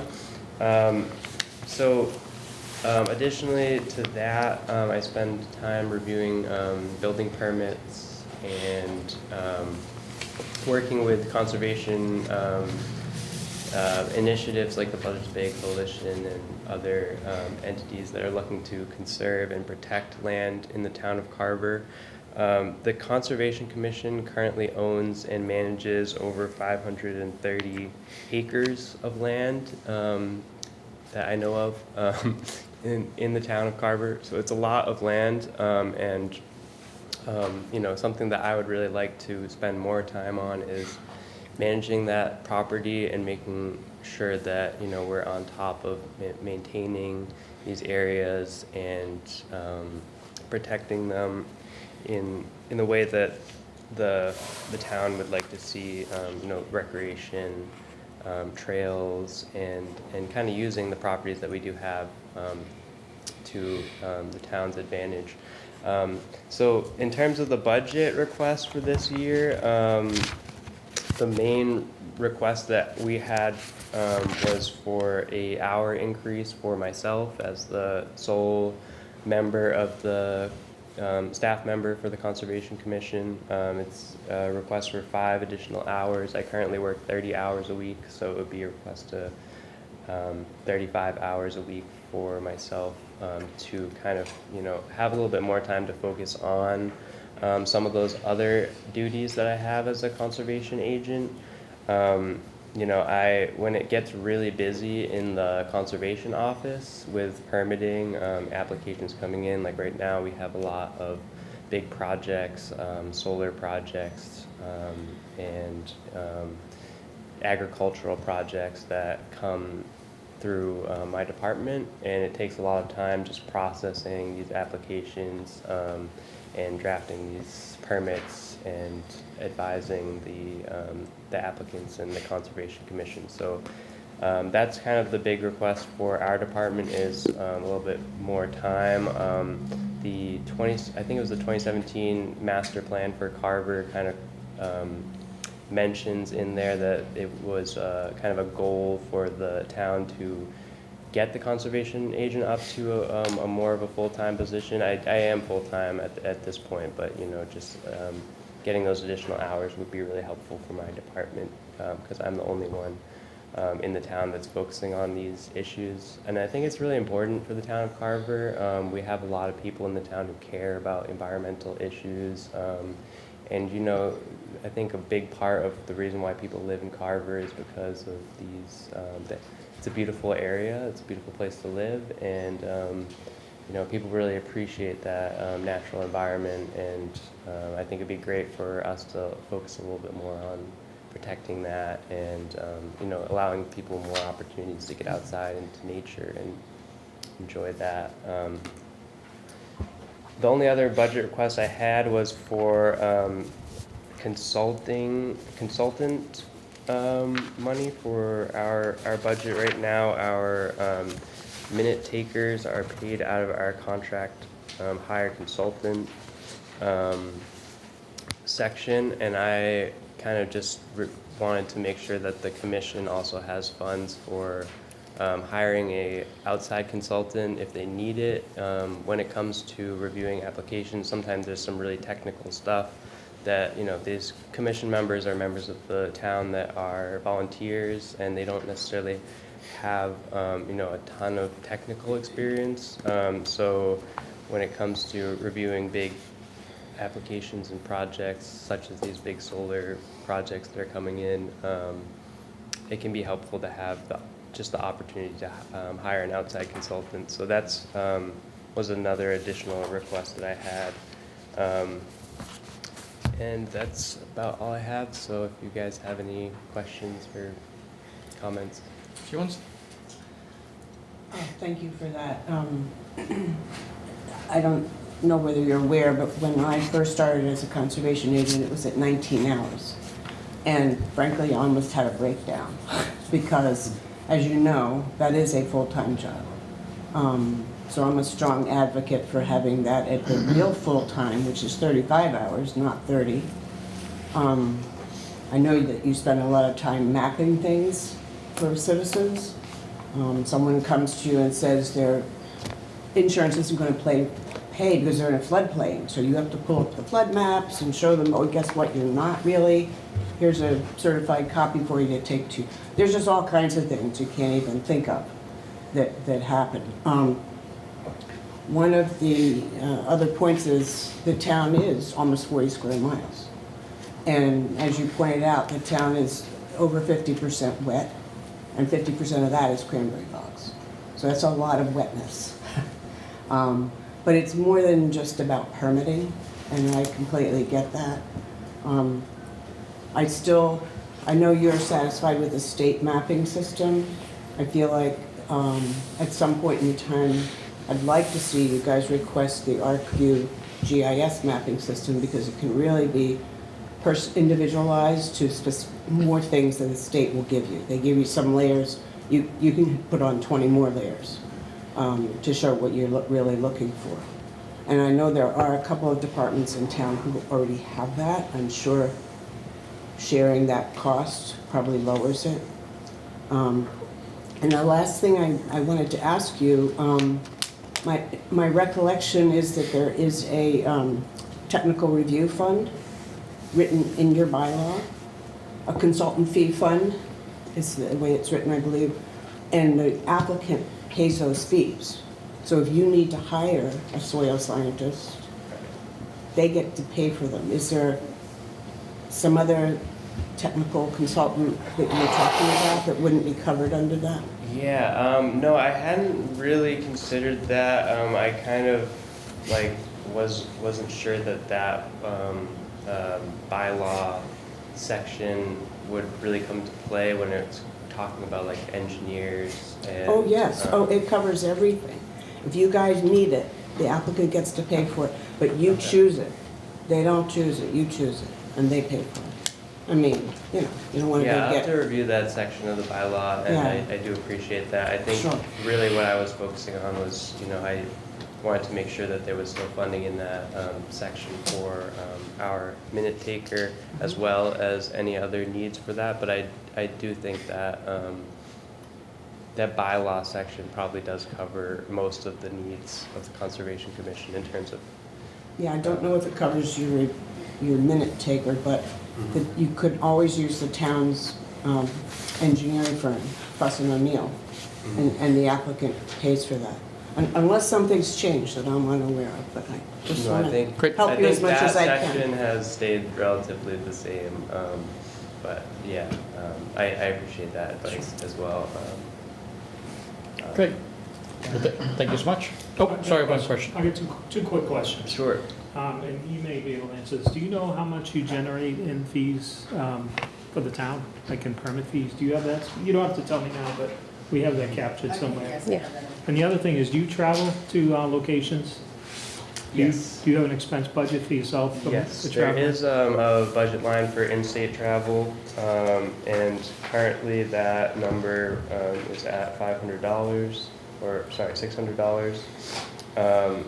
You know, we recently, like the town planner had mentioned that we have shared vehicles that we use in the permitting department, so the Board of Health and the building inspector, and myself and Tom share access to those vehicles, and so I try and use that when I can, but yeah, I haven't been using a ton of you know, in-state travel money recently, but I think it would come up if I had to go to like a conference or something that was a little bit further away where I'd use my own personal vehicle.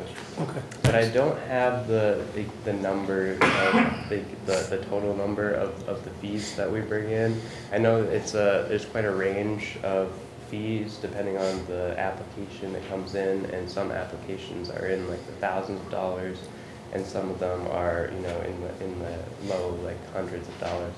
So I think Karen has the most. Yeah. So on average, in FY *24, conservation brought in $8,900. Okay. And the average is around 10 to 11,000. So we're projecting 11,000 of revenue that they're going to bring in FY '26 and '25, and that's within local receipts. So that's our revenues. Gotcha. Okay, one more question. I'll make it real quick. So I guess I'd like to point out that to your point about the town being so large and having so much open space, I think if you count the Cedar Swamp, it's probably around 600 acres. But there are departments that are sinks in terms of what they bring in financially that are probably more valuable to this town than anyone will ever know. And I think conservation is one of them, regardless of the permitting money they bring in. No, I was just curious how. Yeah, no, just my, my 2 cents. Definitely agreed. Great, thank you so much, appreciate it. Thank you, guys. Thank you. Thank you. Okay, Board of Health, Mr. Fogg. Hello, everybody. Good evening. So, getting right to my budget, it's a fairly simple budget. It's not very complicated. The largest expense that we have on the budget is the engineering associated with the landfill and the oversight. When I started about 8 years ago, it was up around $165,000 per year. It is down now to less than half of that, at $75,000.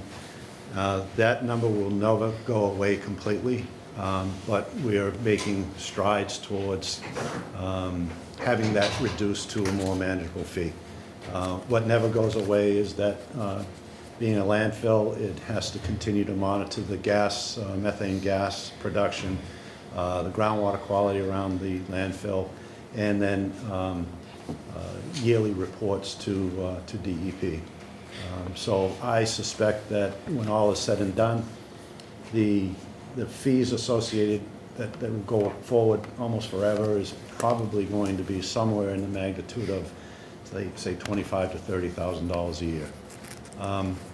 The reason why that budget number has come down over the years is because the town has expended the cost to bring a public water supply up Plymouth Street to the affected areas.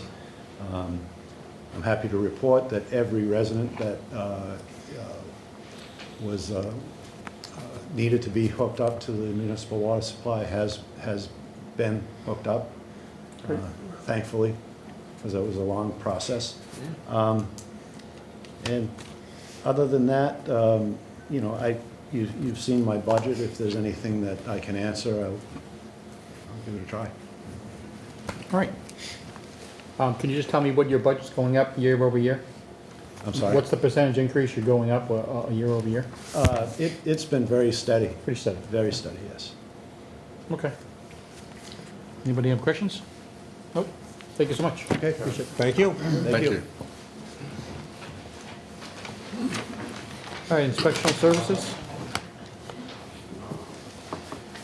Good evening, ladies and gentlemen. My name is Rod Palmer, Permitting Department. I wish I had something riveting to share with you, but I really don't.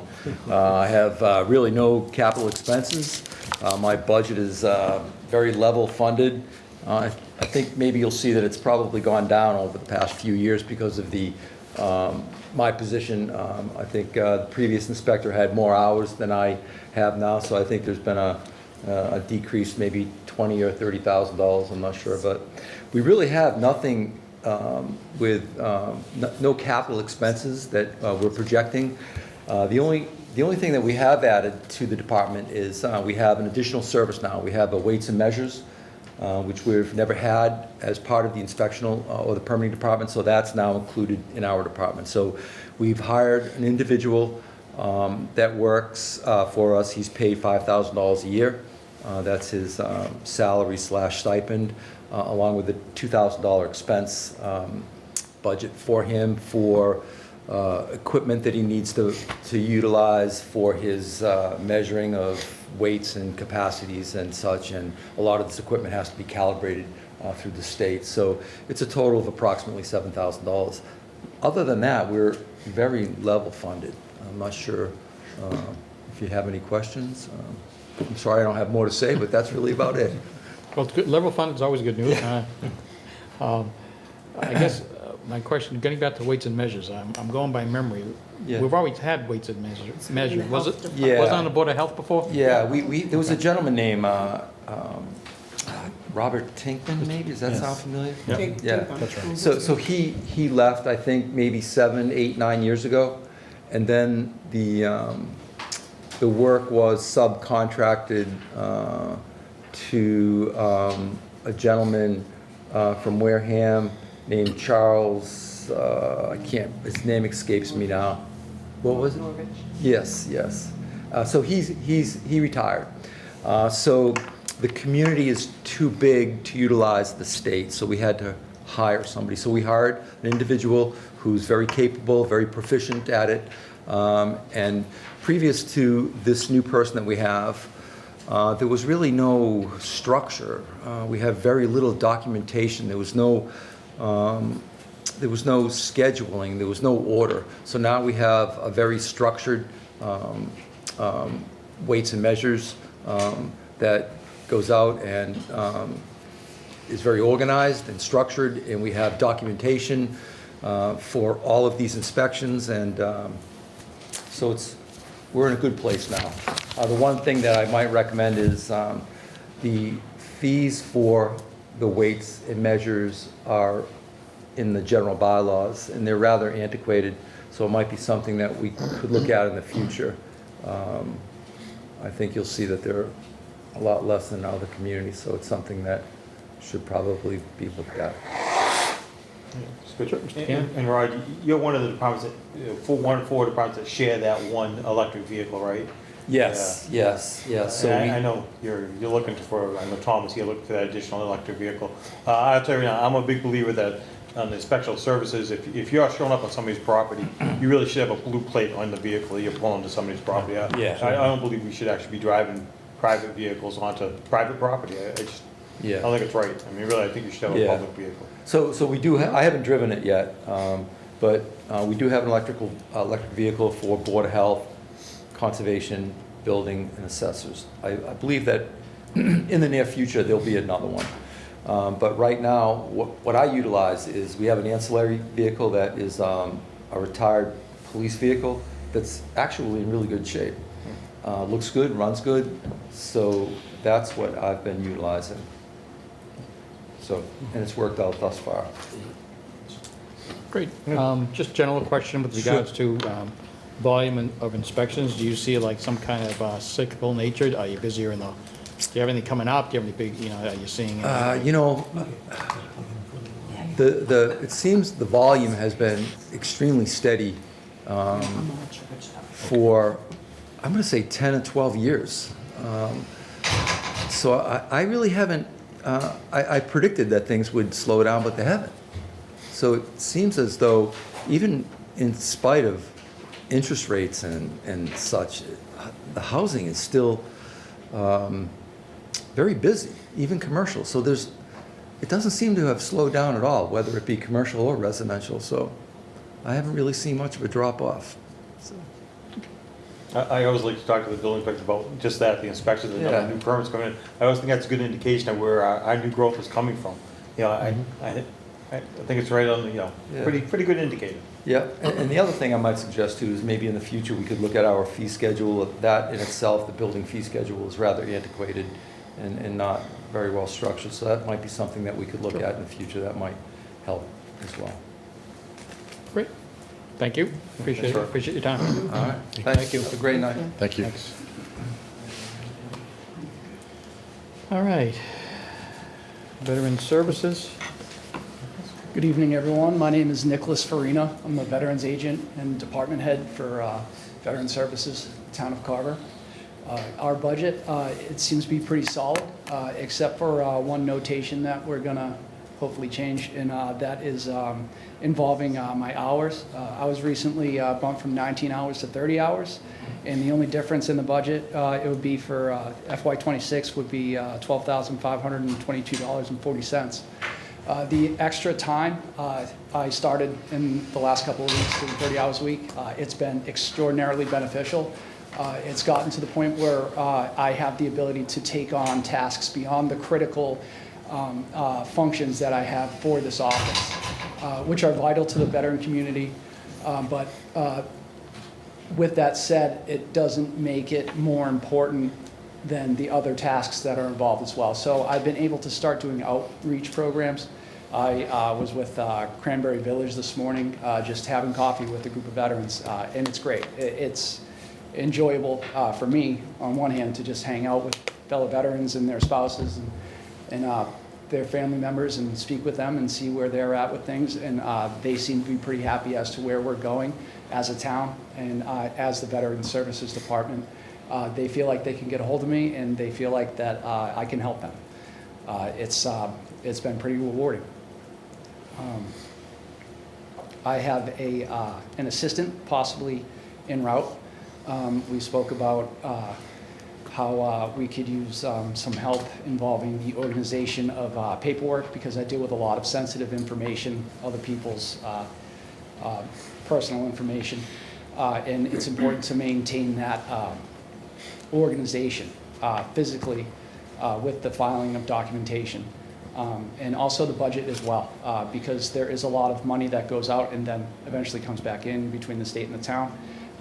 And I pay even small copay bills, $4.50 for a prescription. And that is something that I would like to better track. I have a really good template to go by, because I've been working with the town of Plymouth in their Veteran Services office, and they have been absolutely vital in my ability to learn how to do this job on the fly and essentially restart the Veteran Services office when I stepped in. I don't have anything else to add. Do you have any questions? I think Beth had a hand up first. You sure? Yep. Just one thing, I feel like every year we discuss the veterans' wreaths. Are we all set for that? The veterans' wreaths?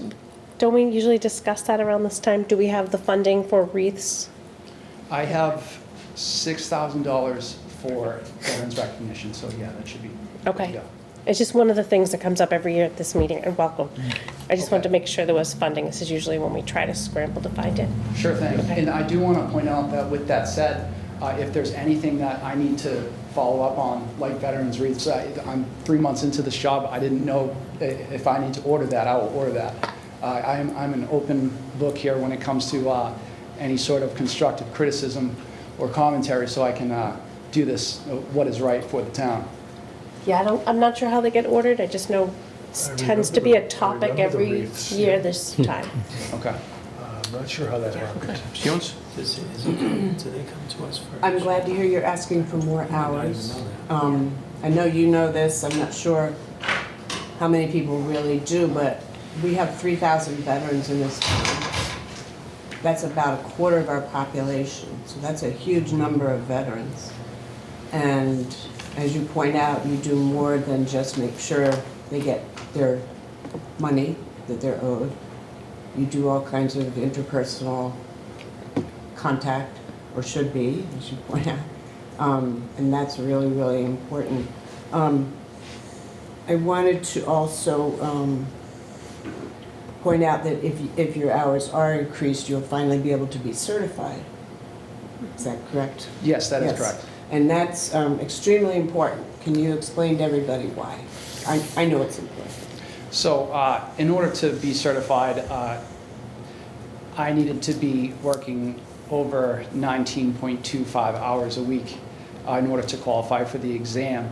Now that I actually started working 30 hours, so it already has gone up. So now I can actually take the exam in order to become certified. And the reason why that is so important is because it helps the town involving liability. It allows me to take full responsibility as a veteran service officer, and the state as well. So the state owns, they are the ones who take care of the training, and once they stamp their approval on my name, then it becomes official. And it's no longer something that if anything were to go awry, it's cleaner. Did I answer that properly? Yes, thank you. Thank you. If I could, Mr. Chairman, just clear on one thing. So when before Nicholas was here, it was kind of the reverse of the way it is now. So the assistant veterans agent was the full-time, the veterans agent was the part-time. So what we've done, we just switched those hours, maintaining the neutral budget. So Nick has increased his hours, we're gonna bring on an assistant veterans agent at a part-time thing. So the budget overall is neutral, but his hours have increased already. Mr. Cole, you have a question? Yes, we run all of food papers. We'd love for you to come over and see us someday. Where is that? I'm sorry, I couldn't hear you. We run the food pantries right over in Carver Square, Jane's Food Pantry. We'd love to have you stop in and see our programs, everybody. I'll stop in tomorrow. And just a little bit about your budget. I'm trying to remember the way this works. Whatever you provide in benefits, you get a 75% reimbursement back from the state? Yes, as long as it's correct in the on-base system, which is the online system that talks to the state. So I implement the information from the veteran or the 115 applicant. It spits out a number, and then there is a state official representative that will approve of it or deny it. And so as long as we get approval of those numbers, then we receive 75% reimbursement on a quarterly basis. Great.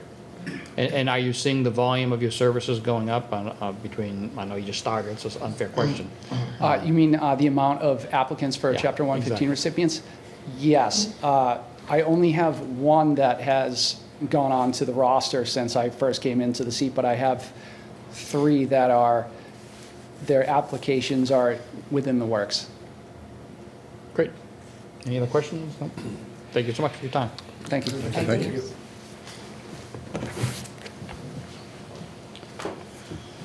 All right. Council on Aging?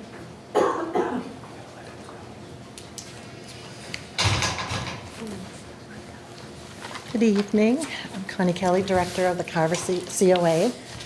I wanted to start off by saying I'm looking at a level budget for next year, so that's the good news. I did want to take a quick minute to just review some of the significant improvements that we've been able to make at the COA, covering actually the past few years, specifically because a lot has been accomplished with very little hitting the town.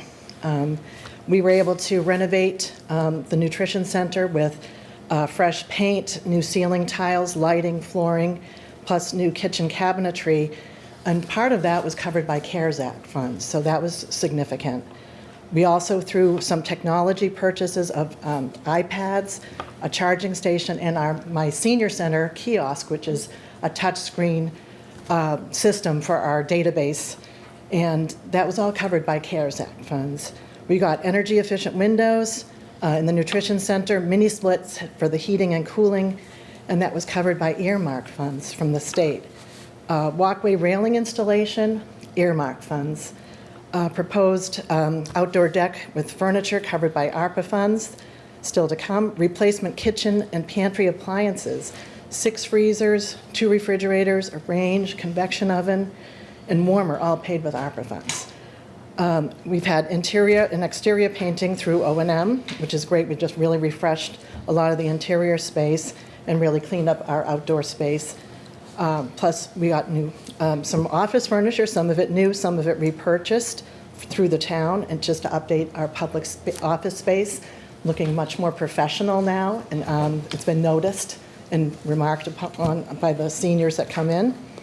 And O&M also widened our back driveway, so we were able to allow some additional parking for our staff to remove them from the public parking spaces, which we are very limited on. And so I did want to mention our limitations and our challenges. Some of that being is that we have very little parking. We're showing a lot of growth year in and year out. We're growing at a rate about 6 to 8% over last year at our current rate for this year. Our average daily attendance is just under 44 people, 44 seniors. And of that, we've registered just under 500 seniors with my senior center, and 203 are shown as actively attending the COA. And I think that's a significant increase from when we started recording.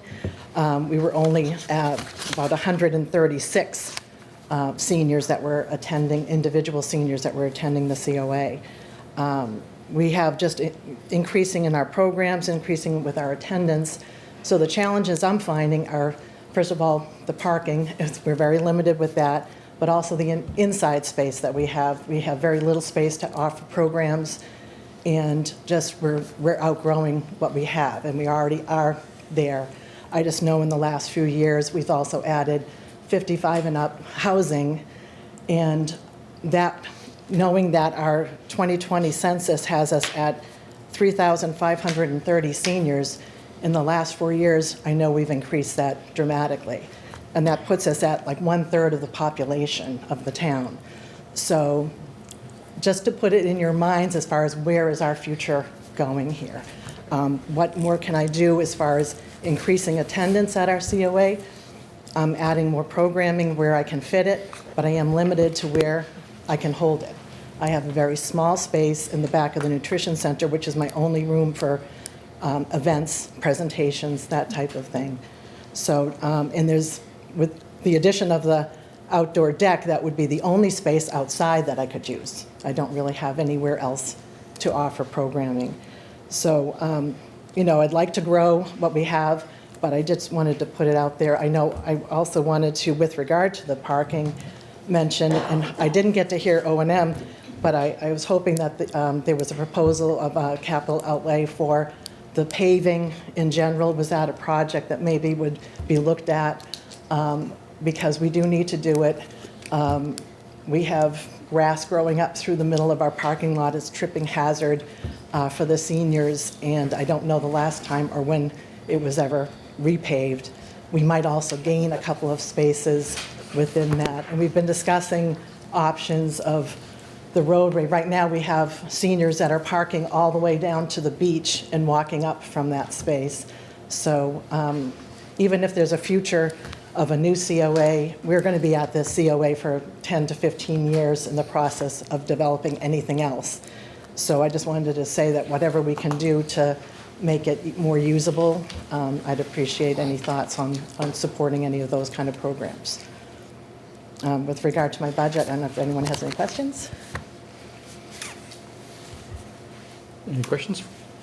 Mr. Downs? Just one comment. When Ms. Kelly talked about parking down at the COA, I think in addition to paving that main parking lot, we also have to look at parking along that fencing that was in the original plan down there, because I've been down there for events, and it's not appropriate that our seniors are walking up from the beach area for events at the COA. So we need to do everything we can down there to try to find some more parking closer to the building.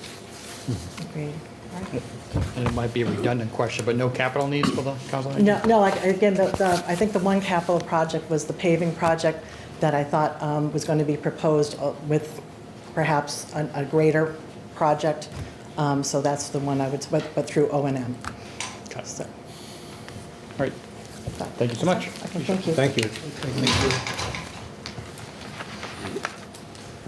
you. All right, recreation?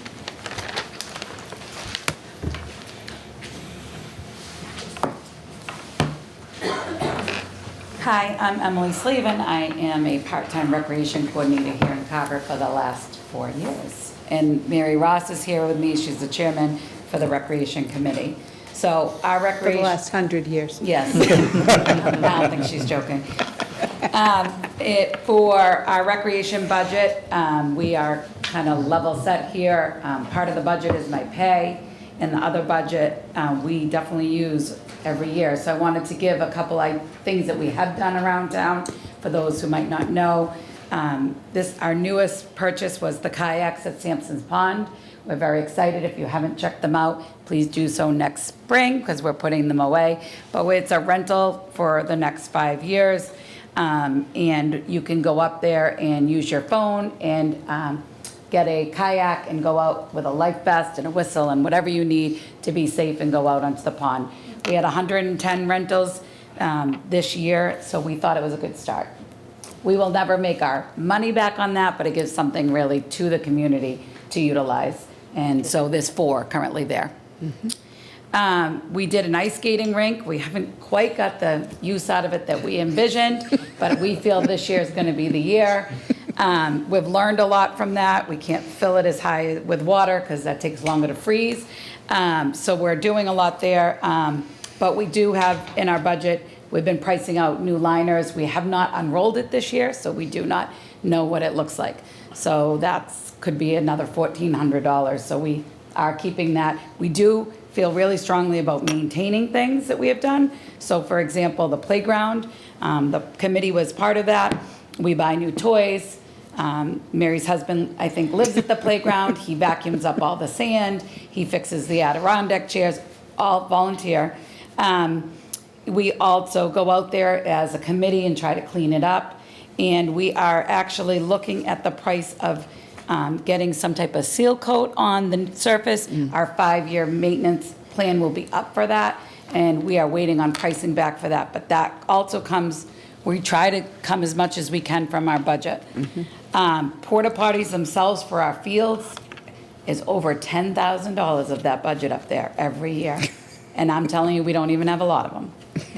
And so I will say the company we use, there has been no complaints this year. They are clean. I actually will use them myself. But I want you guys to be aware that's a huge, huge part of our budget. The MyRec software is also a chunk of our budget every year. We do free events for the community. As you see us at Carver Night Out, handing out stuff. We are working with Shane Gives Thanks. Again, this year, they bring food. We give out a gingerbread house. We try to do as many free events for the community as we can. We also do about 12 to 15 clinics/camps in the summer. They run themselves pretty much, so it doesn't cost as much, but we did buy some equipment for some of them. You know, a co-ed adult basketball league, we had to buy the equipment for that. And we try to make those camps and clinics as cheap as possible so that they don't have to leave Carver to send their kid to something. And we try to utilize our teachers, our sports coaches, people within our community. Our biggest thing here is that we have tried this year trying to start Music in the Park. We applied for a grant. We will help offset that. So that's my new next adventure. So hopefully we'll see that at Shirtlift Park, and we will be coming in front of the select board to kind of talk about that. And then Mary just wants to go over a few of our upcoming concerns and things that are on our radar. Thanks. We really do not know the process for applying for capital funds. So we're here asking what that process would be. The pickleball court down behind the COA is scheduled to be totally completed in the spring.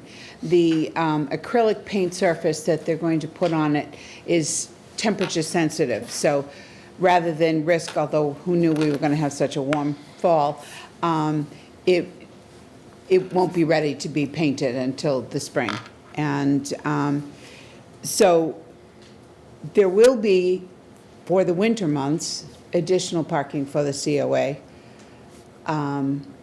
And we will put signage up so that the pickleball players don't take over any of the COA fund, parking. And yes, Mark, we hope to work with COA, the conservation, to do something about the parking on the other side. We've spoken with Glenn about That'd it. be great.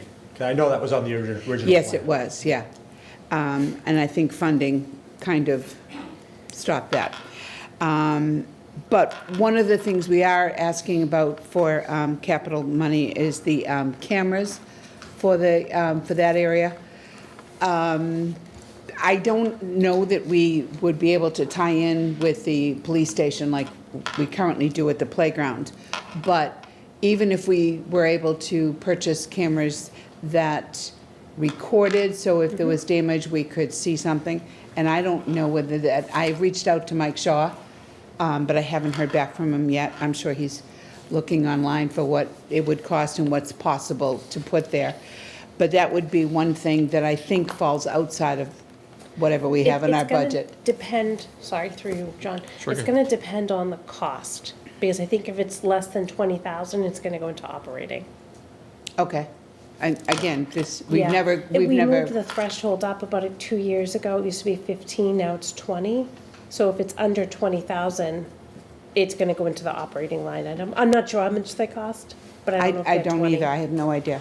We just think that it's important. We have unfortunately had to use them at the playground. You know, there was some vandalism issues with the ice skating rink, and we were able to work with that family, and that lovely son learned a lesson and helped us clean up. So, but that was because of the cameras that was caught. I do think it deters children and adults and things from just having the signs and knowing that it's under surveillance, I think is important. I think that when we purchased them, I don't know, correct me if I'm wrong, but was it out of the finance committee reserve? Yeah. Yes, Yes, it was, did. yeah. Okay. Those How were many the cameras playground. do you think you Yeah. would need in that spot? I really We don't have know. no We just know that- idea. How many are at the playground, do you know? There's How a many are at couple, the but they're playground? the ones that tie into the police station, so Yeah, you they're should be able different. to tie in remotely to the police station from there. Okay. I mean, it might not be the same way they tie in now, but they should be able to go over the cloud or something like that where the police station could monitor it. Which is nice because we were able to call and say this date, oh, we think this date, because a lot of us go down and check it, you know. Yep. Just, so you know, I believe the process is you need to reach out to Karen for Okay. capital, and she has a form you can fill out, and it would start there. Okay, thank you. I'll be in contact Yeah. with you, and I can give you all the information. Okay, thank you. Thank you. Another capital thing we were thinking of was, we've had kids and adults approach us about resurfacing the existing basketball court and tennis courts at the King property.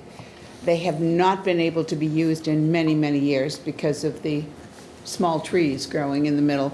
Just kind of ruins the basketball. It kind of affects the ball. Anyway, so these two middle school kids actually came to one of our meetings and said they would like to encourage us to do that, and they would be willing to do whatever it takes to get it done, which was quite A lot of kids have wonderful. offered to volunteer. Yes. We've had people come and do cleanup out there. It's just, I think it would be utilized a lot, especially where your age, your playground, you have your young kids and your older kids can stay there. They can roller skate, play basketball, Yeah. hit tennis ball. So we just think it would be, just to resurface it would be so important. So same process with Karen. Okay. For you, Sure. Mr. Chair, I just wanted to make note that a lot of your capital requests may fall and be eligible for Community Preservation Act funds. Okay. The town has a significant, balance, so that's something that you can talk to the CPC committee after. I'm actually on that committee. Oh, great. Yes, and they funded the pickleball courts and the playground. I don't think they want me to come back. Just being But honest. thank you, I will mention it to them. And the other thing that is a long-range thing, as everyone's looking for, is a space for us to call home, a place that we can know that we consistently schedule events other than in the summer. Most of our events happen in the summer. We are actually using this room 2 nights in early December for an adult wreath decorating. there's just not enough spaces that you can set it up and leave it for 2 days. We could offer so many more things if we just had a place. So our plea is that if you are planning any constructions of anything, to keep recreation in mind when that happens. Through you, Mr. Chair, I believe it's on the feasibility study Yeah, that was it is. approved. Yes. We're just looking even short-term, a room, a place, and we're talking anything. That feasibility study, as a council on aging, you're talking they'll be there for 10 years. I mean, I don't know if I'll be sitting here for 10 years, but I'm just saying that it would be so nice to really be able to do more in this town. Great. Any other questions? Thank you so much. Thank you. Thank you. Thanks, guys. Thanks. All right. What do we got? I think we've got a town clerk. Joe's trying to pump her. You would have checked her, if it's up there already. She wasn't paying Sorry, attention, moved half right by. asleep. Good evening. I'm your town clerk. I'm used to staying up late on Tuesday nights, so I'm here. Last Tuesday night was 1:45 when we got home, so it was kind of rough, but part of the reason my budget's not done is the election process this year to get us to this fourth and final election of the year. Took everything we had, every ounce of energy towards it and every bit of our attention to get it done. So I am working on my budget, and a lot of the things that I have to inquire about were with different election equipments, and it just wouldn't have been the time to try to get quotes from people. We do have some money set aside for new tabulators, which probably we could get through this next local election in April with the tabulators we have now.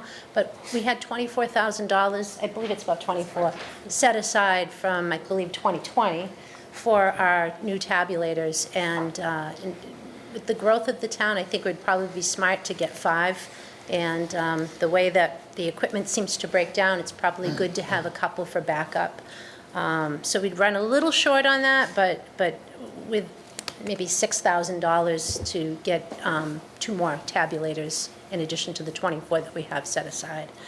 I had a safe assessment done by the state, so they had Homeland Security, the state police, and a member of the FBI come out, and they go to different towns and they assess our elections office and the town hall in general. We could have them do more if we wanted to, but they just came down to try to touch every single office there was this year to see where we lacked. And I have a report that I was only just able to look at. I have to have a special password to get into it. It's kind of high security. I could probably share it with Mr. Cannon at some point to see some of their recommendations. Of course, it's kind of Hollywood. They want you to, do all these crazy things. I probably think there's probably a couple that would be really beneficial to securing the office and helping us, have a more secure workspace to work in. Not much else has changed other than, the economy and prices going up for the regular things that we do. I don't have a lot put together for you tonight because I've been working. We hope to have the election certified by the 20th. That's our due date to certify. So this year the state has held us back. And Friday we waited for ballots to come that were postmarked by Election Day. And those have to be tabulated in now. And then this Friday coming, or the 18th I should say, we're going to have another meeting to do any FWABs, which are federal write-in absentee ballots. Those have to go into the totals too. So it's taking forever to finish this election. So I apologize for not having more for you tonight. But that's my story with that. If you have any questions for me, I can answer what I can. Any questions? I guess I would just have one. I know you don't have Sure. your budget ready, but you've got, obviously this fiscal year was probably more challenging than most. Oh, it was. I went over my overtime budget, and I'm sorry. I just, Donna had to work a couple of, extra days that we weren't counting on. What the state likes to do with these processes, even though we went through 2020 through a presidential election, things were significantly different with this one. and it's just the time. I practically lived at Town Hall, and I did all the weekends myself. I didn't bring in any help, so that way I could save the town money that way. But there were some late nights and things that you just needed two people to get the stuff done, so. And election night, I didn't anticipate it to go quite as long as it did. I actually went back to Town Hall and I told her, please go home. It's midnight. You can go home now. I'll, take it from here. So we tried to save some money that way, but we blew our overtime budget. I'm sorry. So are there any new requirements in the next fiscal year? The next fiscal year should be better, just with equipment and the update of the equipment that we have now. Everybody likes the voting clickers. Those come with a subscription and a maintenance fee that we pay every year. Our poll pads, our election equipment, everything has a subscription associated with it. I'm going to go through those just to make sure nothing went up significantly and add that into my budget. But there should be no real surprises. And I even think with the overtime that I have, I think I'll still come in under. So that would be good for this year. Just have to move some things around to accommodate it. But that's pretty much it. I know it's a lot nicer this year. The way that you're doing it, you're taking care of the salary portion, which is appreciated. So I don't know what else to add to it. Still in election mode. The only thing, to the chair again, the only thing I get to the board is Kara did tell us, I want to say at least a month ago, that she would be late with her budget. So we were well aware of that. With early voting, Saturday hours, they had a lot going on there. She doesn't have an overly complicated budget. We knew we'd be able to address it after the fact. So, again, she gave us, I can't remember, was it a month, maybe 2 months? Yeah, She really gave me I a good just heads knew I up, so couldn't. it's not a surprise. Could not wrap my head around it, and I'm even a little fuzzy right now because I'm still kind of in election mode, but within the next week or so, I should be able to take a good look at it and get those contacts to my election people to find out what, if anything, if the prices have gone up. I'm hoping that they went down, actually. Maybe they've come out with a new model and we can get the, next to the best one or whatever, but that's pretty much it. Great, thank you so much. Okay, thank you. Have a good night. Thank you. All right, Joe. Now it's Conflicting agendas. All right, here. I'm Joe Roach, I'm the town assessor. So this meeting was good where you start off with looking at the revenue forecast for the town. My primary role is valuing all real and personal property as of January 1st.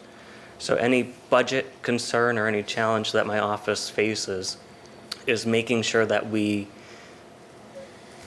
come up with values that are fair and equitable and are applied equally across the town to all of our residents and businesses.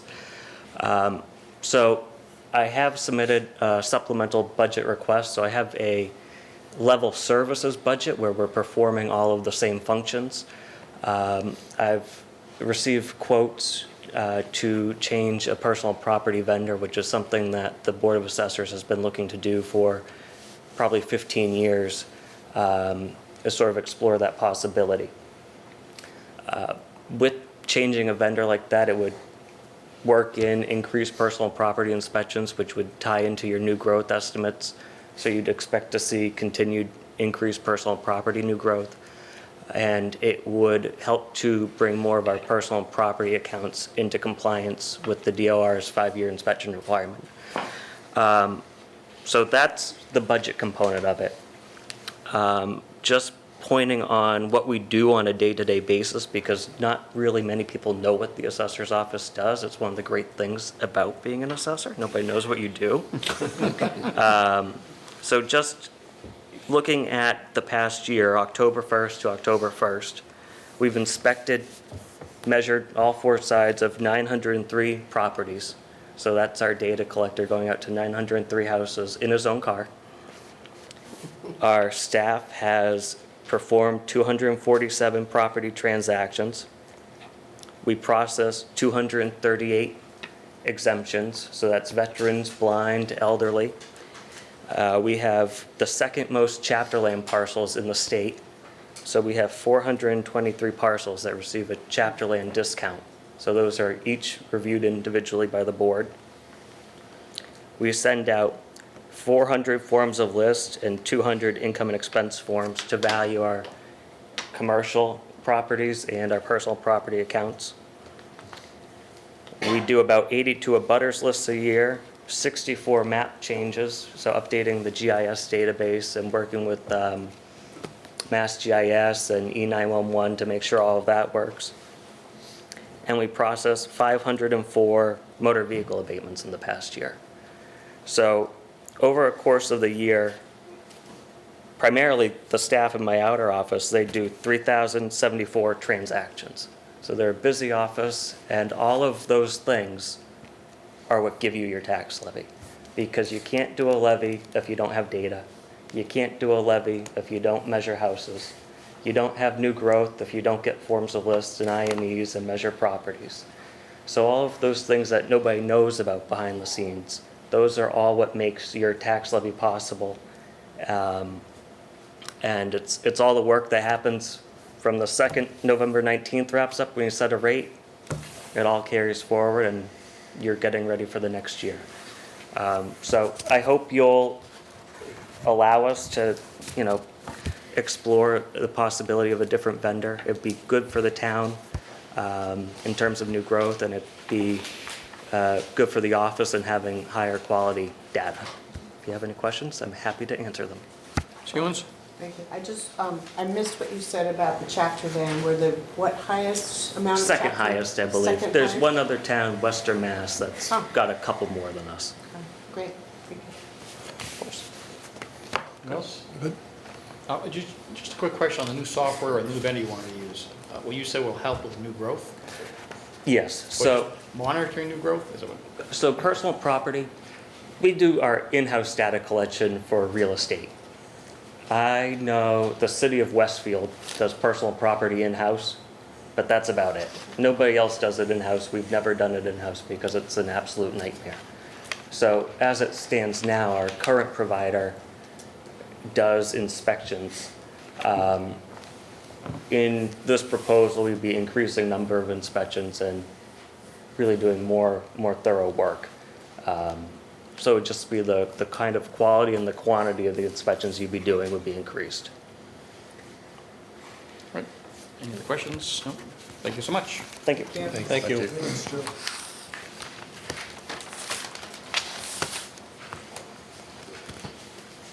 Treasurer Collector, welcome.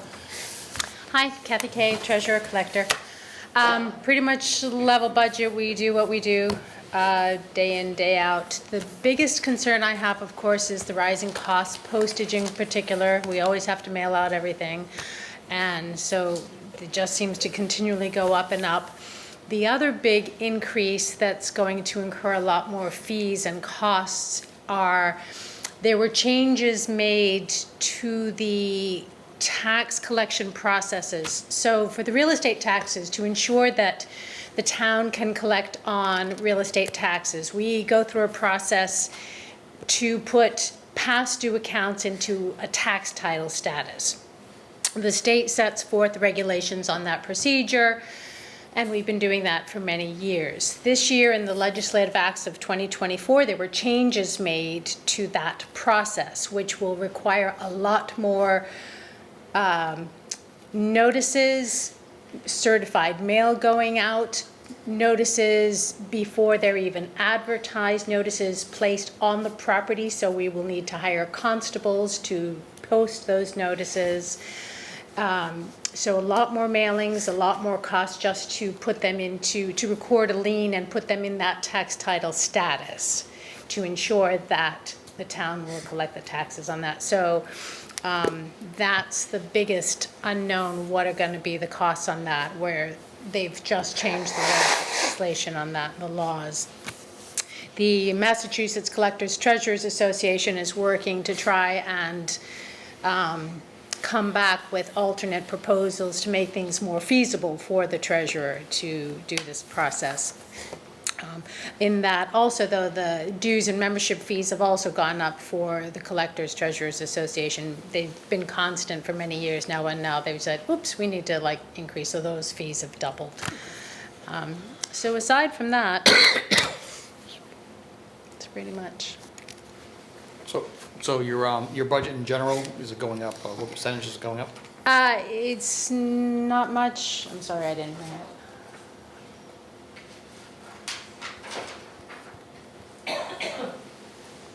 The increase of the expense line of 2%. 2%. About 2%. And when you get to postage, a silly question, trying to cut costs, there's nothing you can do via email? We have to mail out all the tax bills.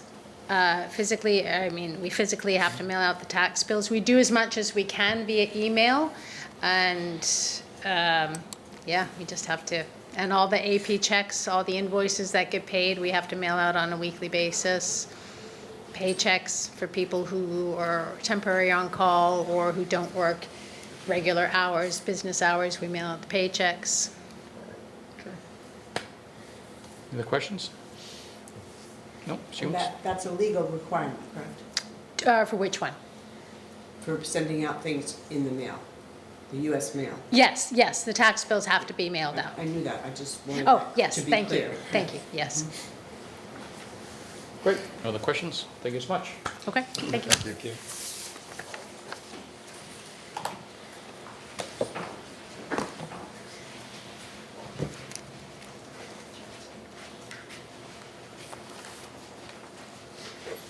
Good evening. Good evening. Hi, Karen Perwall, Finance Director, Town Accountant. Thank you for allowing me to discuss some of the challenges in the Finance Department. I would say that some of the challenges within the department first stem with Vadar and just having a system that I feel was not implemented the most efficient way, making sure things were updated, and, just the fact that our department was short-staffed for such a long, for several months. But we're getting through that. I have a wonderful staff that puts in a lot of hard work, and over the last 8 months, I've had to really look at assessing the department and looking at the needs. I would say the biggest challenge in my department is staffing.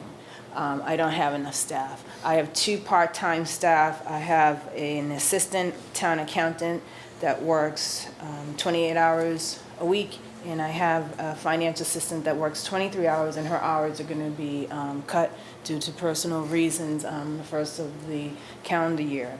Just looking at the financial needs and the initiatives that I feel that this town needs, some of the areas that we've discussed in the past, looking at debt service models, addressing areas of inefficiencies that came up by our outside auditors with Markham's, making sure that we have internal controls. I feel that I haven't had just the amount of time to work on some of these things because I've had to manage doing all of the work, a lot of the work, within the office, a lot of weekends, late hours. And so I really would like to strongly request funding in a town accountant, someone that has auditing, accounting background and experience. And this particular position would help with payroll analysis. There's a lot of initiatives and goals that I have, set up for our department.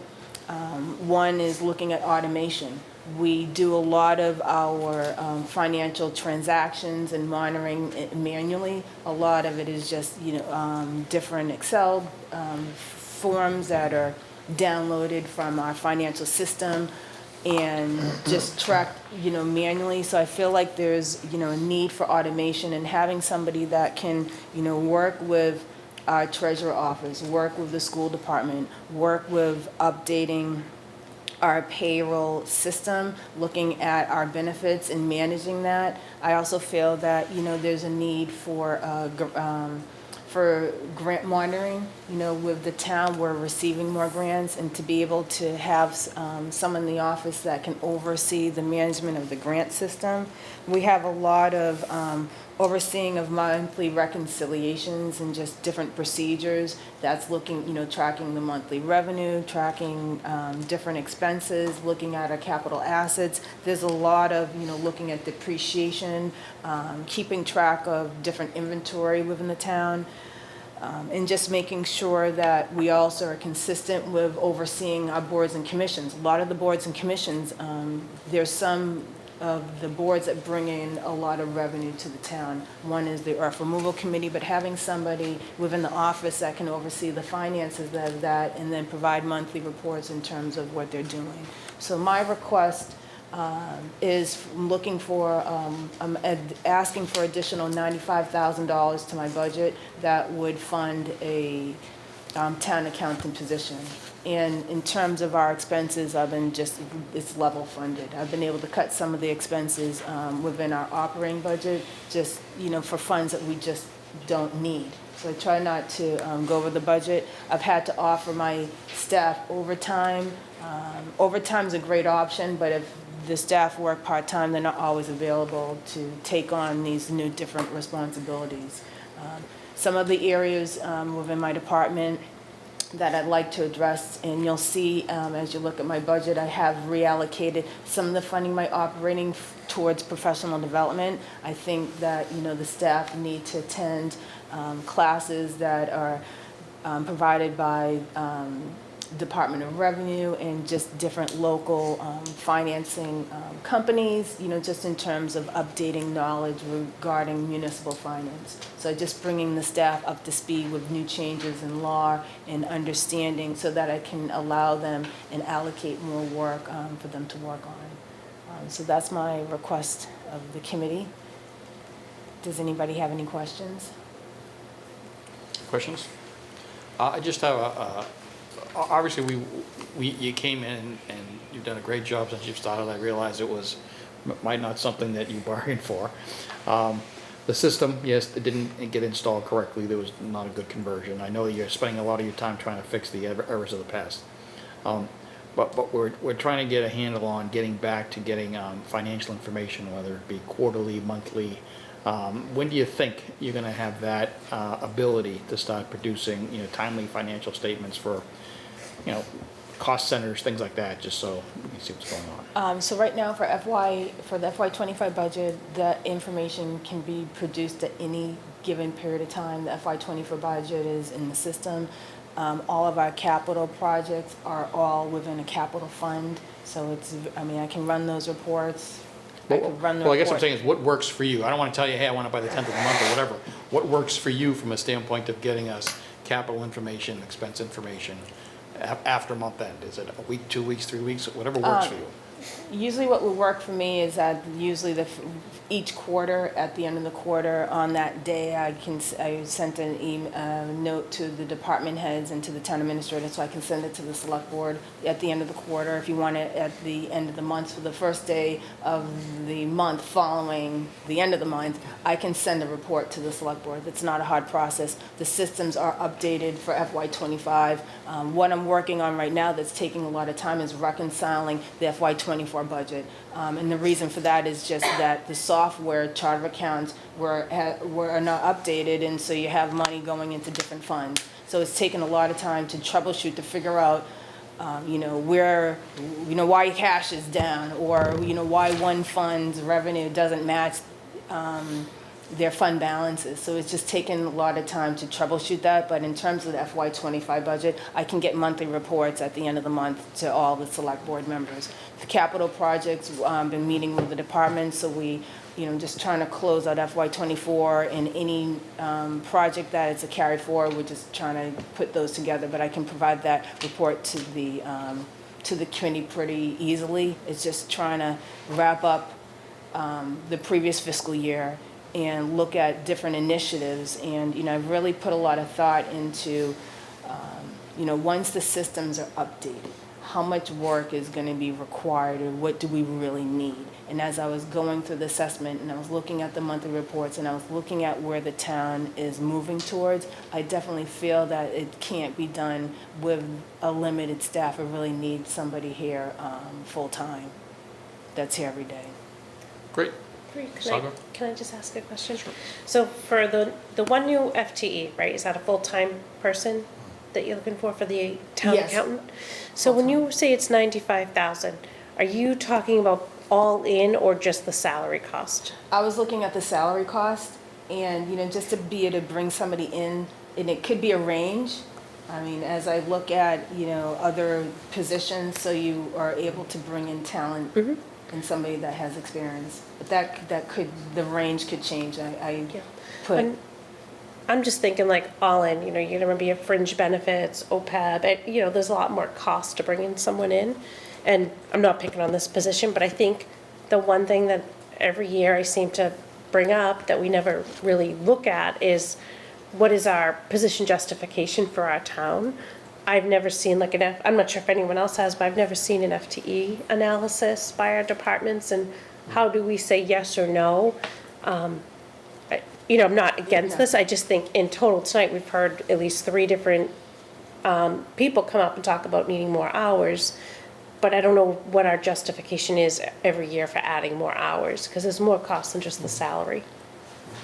Through you, Mr. Chair, I agree with you 100%. And that was one of the reasons why I didn't have the departments do their salary projections this year, because the salary projections entail more than just looking at what step you're going to or what the increase is, but it does include your friends' benefits. Yeah. And those are all costs that are going to be, you know, taken on by the town. Even though the benefits are part of the shared, it's still an increased expense to the town. So as we move forward with FY26 budget, that's something that I'll be going through, working with our payroll manager, and we currently use Harper's for our payroll, so there's a lot of reports that I've been able to extract, and this is just one of the initiatives that I've started, so we're not using the Excel sheets, and we're actually extracting the data from the Harper's system. So we have information in Harper's, and I've been working with our payroll manager just to maintain our time and attendance. That was a question that came up by the auditors for the FY23 audit, that we didn't have the information in a timely manner. And that's something that I addressed immediately with our treasurer, who oversees the payroll coordinator, the manager, excuse me. And we have that information for FY24. And the same thing in terms of the benefits, you know, and, you know, whether people have, you know, their health insurance. So the fringe benefits is something I will be reviewing and looking at moving forward for the FY26 budget. So you'll see analysis. So you'll see analysis of what the town occurred in salary expenses from the previous year and what we're requesting for FY26. And for each department, you'll see those changes, and you can see them, everything down to, you know, at the staff level. Because there are a lot of departments that receive different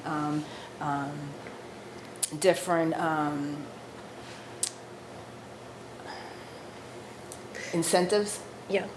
There's some departments that have educational incentives, and then with the change of the union contracts that haven't been negotiated yet, there's a lot more that I'll be, you know, reviewing. I'm just thinking like even the police department, so if we had some type of report that said you had approved 18 FTEs this year, you worked really 22 FTEs this year, you could easily say, yes, they're underfunded by 4 FTEs. And I don't know we if we look at have anything overtime like the same that. way through you, Mr. Chair. We look at overtime the same way. You know, if you have Yeah. overtime and you have staff going to different departments and there's chargebacks and another department's paying for the overtime for that staff that's coming to do the work, maybe that could have been in a different position. So there's, you know, as I've been working with the departments, I've been looking at their overtime and also looking at, you know, if we're going to pay overtime to the staff or we're going to hire consultants, could that then be another position that could then eliminate that, because we're already spending that money and it would be more, you know, beneficial to the town. But I guess there's a lot to review as we look at the numbers, and, you know, it really depends, as I said, on revenue. If we have the revenue to support it, then it's something that we'd be able to do. It might not be feasible. Okay. I just want to bring up an issue that you've heard me talk about many times, and that's the municipal financial system. And I think that is something that's been neglected. We've got to deal with it. We've got VADAR, we've got SoftWrite, and we've got a lot of things that go in between those things that are done on a manual basis and so forth. And I've been talking about this thing for 2 or 3 years. And it's not a budgetary item. It'll take, and if we had the appropriate financial system within the town, and the schools should be integrated to use It would also solve a lot of the things that Karen's been talking about. But we can't let this go on any longer. This isn't a budgetary item either. We've got to find the money someplace to get a decent system. Now, if that's Vadar, okay, but that's going to be proven that Vadar can do it. It's not going to be SoftWrite, and maybe it's going to be something else. But we've got to bite the bullet and do it, because we just cannot go on this way. It's ridiculous. We've got to do it. It can't be part of Karen's budget either. That money's got to come from someplace else. But it's got to be done. We cannot go on along any further without seriously dealing with this issue. And it's got to be a system, and maybe Vadar can do it. I don't know anything about Vadar.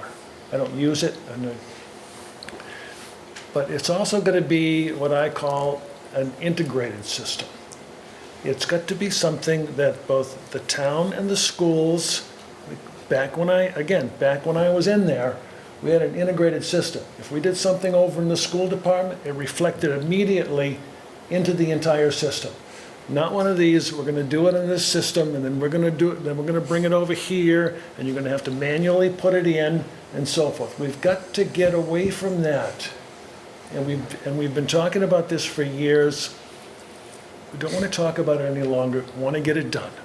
Let's just do it. And if that money is going to come from free cash or some other one-time source, then that's what we need to do. I just want to agree with Mr. Mahar. I wasn't going to bring it up this evening, but I've spoken with the town administrator about this, and I agree 100%. It's time to solve this problem, and we need to take the steps to do it. We can't wait any longer. So I agree. Whatever we need to do, let's do it. Mr. Chair, so in terms of Vadar, I think that Vadar will provide the information that you need, but it's very time consuming because it only allows you to have one screen open at one time.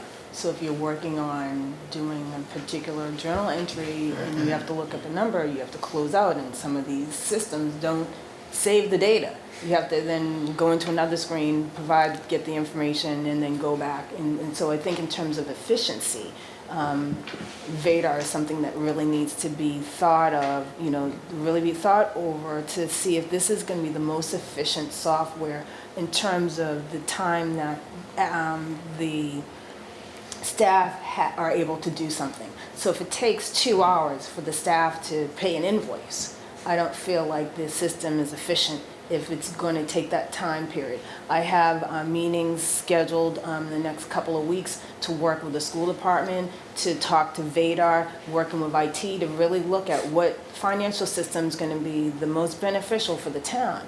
And one that's going to save money, because we're paying for two systems. We're paying for SoftWrite and we're paying for Vadar. You're looking at like $70,000, $80,000 when you look at the two systems. Vadar, there's a lot of questions, in terms of the security, so IT is involved. So we're really looking at, what's going to be most beneficial. A lot of the staff love SoftWrite. I've worked in SoftWrite before. However, it's no longer supported. So, when you think every decision that I make, I'm thinking, okay, what's going to be the most beneficial 4 years, 5 years, 10 years from now, so we're not constantly changing, that's going to be supported. So I have concerns with SoftWrite that it's not supported. The new financial software is Springbrook, and haven't heard a lot of towns that have been using that. A lot of them have been using Vadar because it's less expensive than Munis. Munis is another financial system, but I think that we could always look at what's available, what's up and coming, what new technology. MMA has conferences every year, and you have a lot of vendors that have new software. So I think it's something that we need to move on quickly. I've been, in constant conversations with Ron about this, but I think we have to look at how this is going to either help the town or it may be even more expensive, because Vadar has, there's certain fees you have to pay per user. So when you look at the school department coming on board and using Vadar, what is that cost going to look like when you have, more than 20 or 30 teachers entering the invoices? Is it going to take, hours for, the work to get done that they were able to do before in a faster manner. So I agree with the comment that you made, Mr. Townsend, So- Mrs. Silver. So what would the next steps be from a standpoint of, I mean, I'm not supportive of VADAR only because of what I've seen, what I've heard. I don't think investing a ton more money in it is gonna make it any better. So I guess what I'm hearing, are you doing more of a search right now with the school and trying to come up with what system you think is the system of the future for the town of Carver? So right now, we were gonna, as we look at VADAR, we were looking at, what we were gonna meet with VADAR in the school department, just to first to see what the costs were gonna be if we brought in new users, what the plan would be to be able to move the town into VADAR. And it's just a lot of this is just getting information and then working with John Neely and IT and looking at other options for systems that we have. So it's really an evaluation, but we haven't ruled out moving from VADAR, but we haven't. I don't know anything that happened prior to me coming with the school department and the training that had already taken place through VADAR and the conversation. So we were going to just revisit that and just look at, what our options are. But getting back to your question about when you can only have one screen open at a time, forget money. Yeah. Forget money, put aside for now. You only have one screen open at a time. If that can't change, right, why bring over the school? Why go further with it? Unless VADAR comes in and says, I'll upgrade you to the next version 4.0, and all of a sudden that alleviates some of the things that you're dealing with, then look at it. But if you're saying, hey, I'm gonna bring everybody on, and everybody's gonna live with one screen at a time, then it just doesn't seem, call it now. I think there's some benefits to VADAR, and then there's some areas that are challenges. One of the challenges is that you have one screen open at a time. Another benefit that VADAR allows, an option to reconcile your bank statements to your cash. So, and there's different systems within VADAR that the assessor uses in terms of our, just getting our commitments. Commitments are already automatically tracked, onto our balance sheet. Looking at our receivables bins and deferred revenue, it already is calculated. But there's just a lot I don't know about VADAR that we're just going to need to, work together and just get more information. I just think with the technology nowadays to have one screen open, right? I mean, there's got to be something we can do to see what other towns are using with success, who's efficient with it.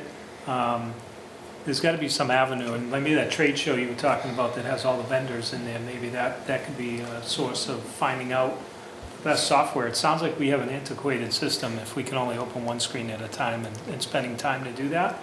And I mean, just the common stuff we use at work for, Microsoft, it's just, there's got to be stuff out there that we can be much more efficient with it. And that's, we're going to lean on you to see what you think when And you there's start some looking features at that the it just systems. doesn't, there's features that VADAR just doesn't offer now. Could they offer in the future as they, improve? There's a lot of cities and towns that are using VADAR. I mean, when you go to the accounting,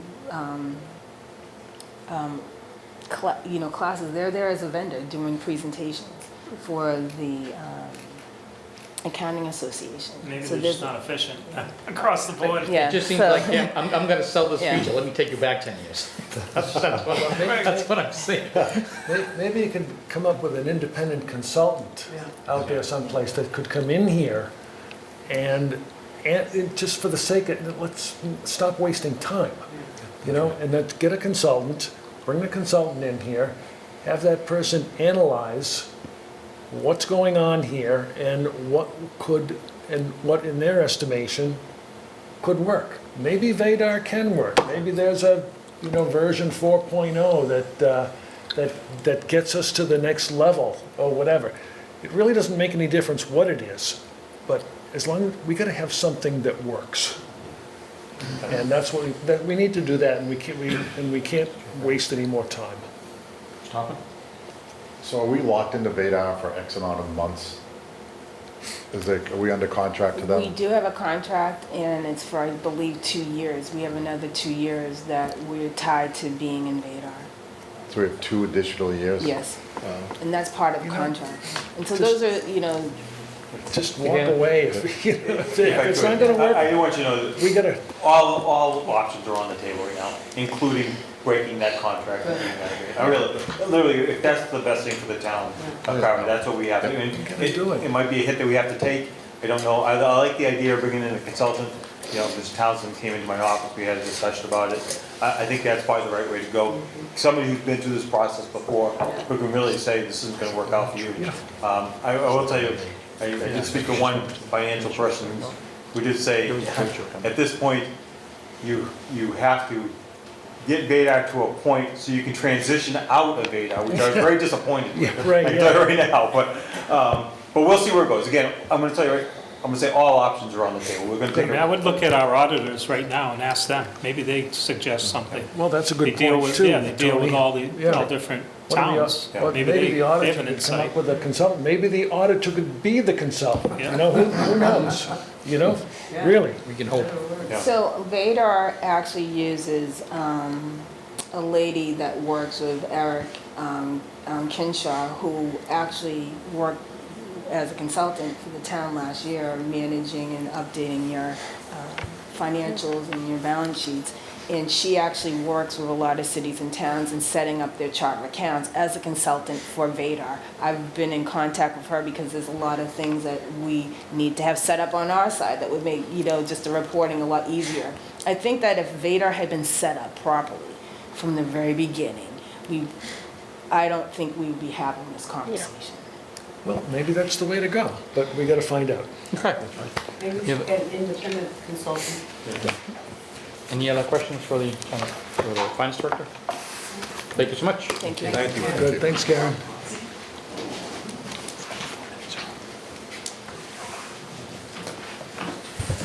What do we got, we done? One more. Emergency meeting. I do realize it's late, and I will When's gonna be be emergency? brief here. Yeah, exactly. And everybody wants to. And actually, a couple of easy ones for me. So under emergency management, the budget is very level. He did ask for a nominal increase in his admin staff, I want to say from 15 hours to 18 hours a week, still keeping it at the part-time basis. One of the justifications he told me for the additional hours was the difficulty they have with VADAR, just so you know. He's actually having trouble paying their bills through VADAR. So, again, not a huge increase in time, but they are getting a drain on it, which it's happened to a lot of staff members. I can tell you right now, the department heads, I hear that quite a bit. So we do need to address that issue. As far as IT, I'm going to read a statement that he provided to me. One of the biggest challenges facing the information technology department is the rising costs associated with their operations. These include, but are not limited to, increasing expenses for hardware, cybersecurity, compliance, and software transitioning to subscription models, which I do know is a big increase in our fees. We will see an increase in demand for data storage and management solutions as time passes. Despite these rising costs, it is essential to emphasize the importance of these investments to ensure that we remain committed to providing secure, reliable, and accessible services for all town departments. Our commitment to these services remains unwavering and dedicated to finding cost-effective solutions to these challenges. And I do know it's becoming more prevalent every single day. The spamware there, the scammers are getting better and more sophisticated. I can tell you, I know when I was in the town of Bourne, I actually received emails from a select board member who was not a select board member. They had stolen their identity and were sending emails to me as a town employee, trying to get me to release data. So it's out there. Again, they're getting better all the time. I don't know if there's any questions. Happy to. Maybe you don't have the numbers there, but are we talking about a significant increase over last year versus this year? Right now it is. So we're going to continue to have those discussions with the IT manager. Okay. I have one question, and I don't know if it's emergency management or information technology, maybe it's both. But all the ARPA money we spent on the emergency management systems down in the basement, are we 100% sure that all those features now are up and operating appropriately? I can't give you a 100% assurance, but I can tell you, so they're both out today, but the emergency management director is on vacation.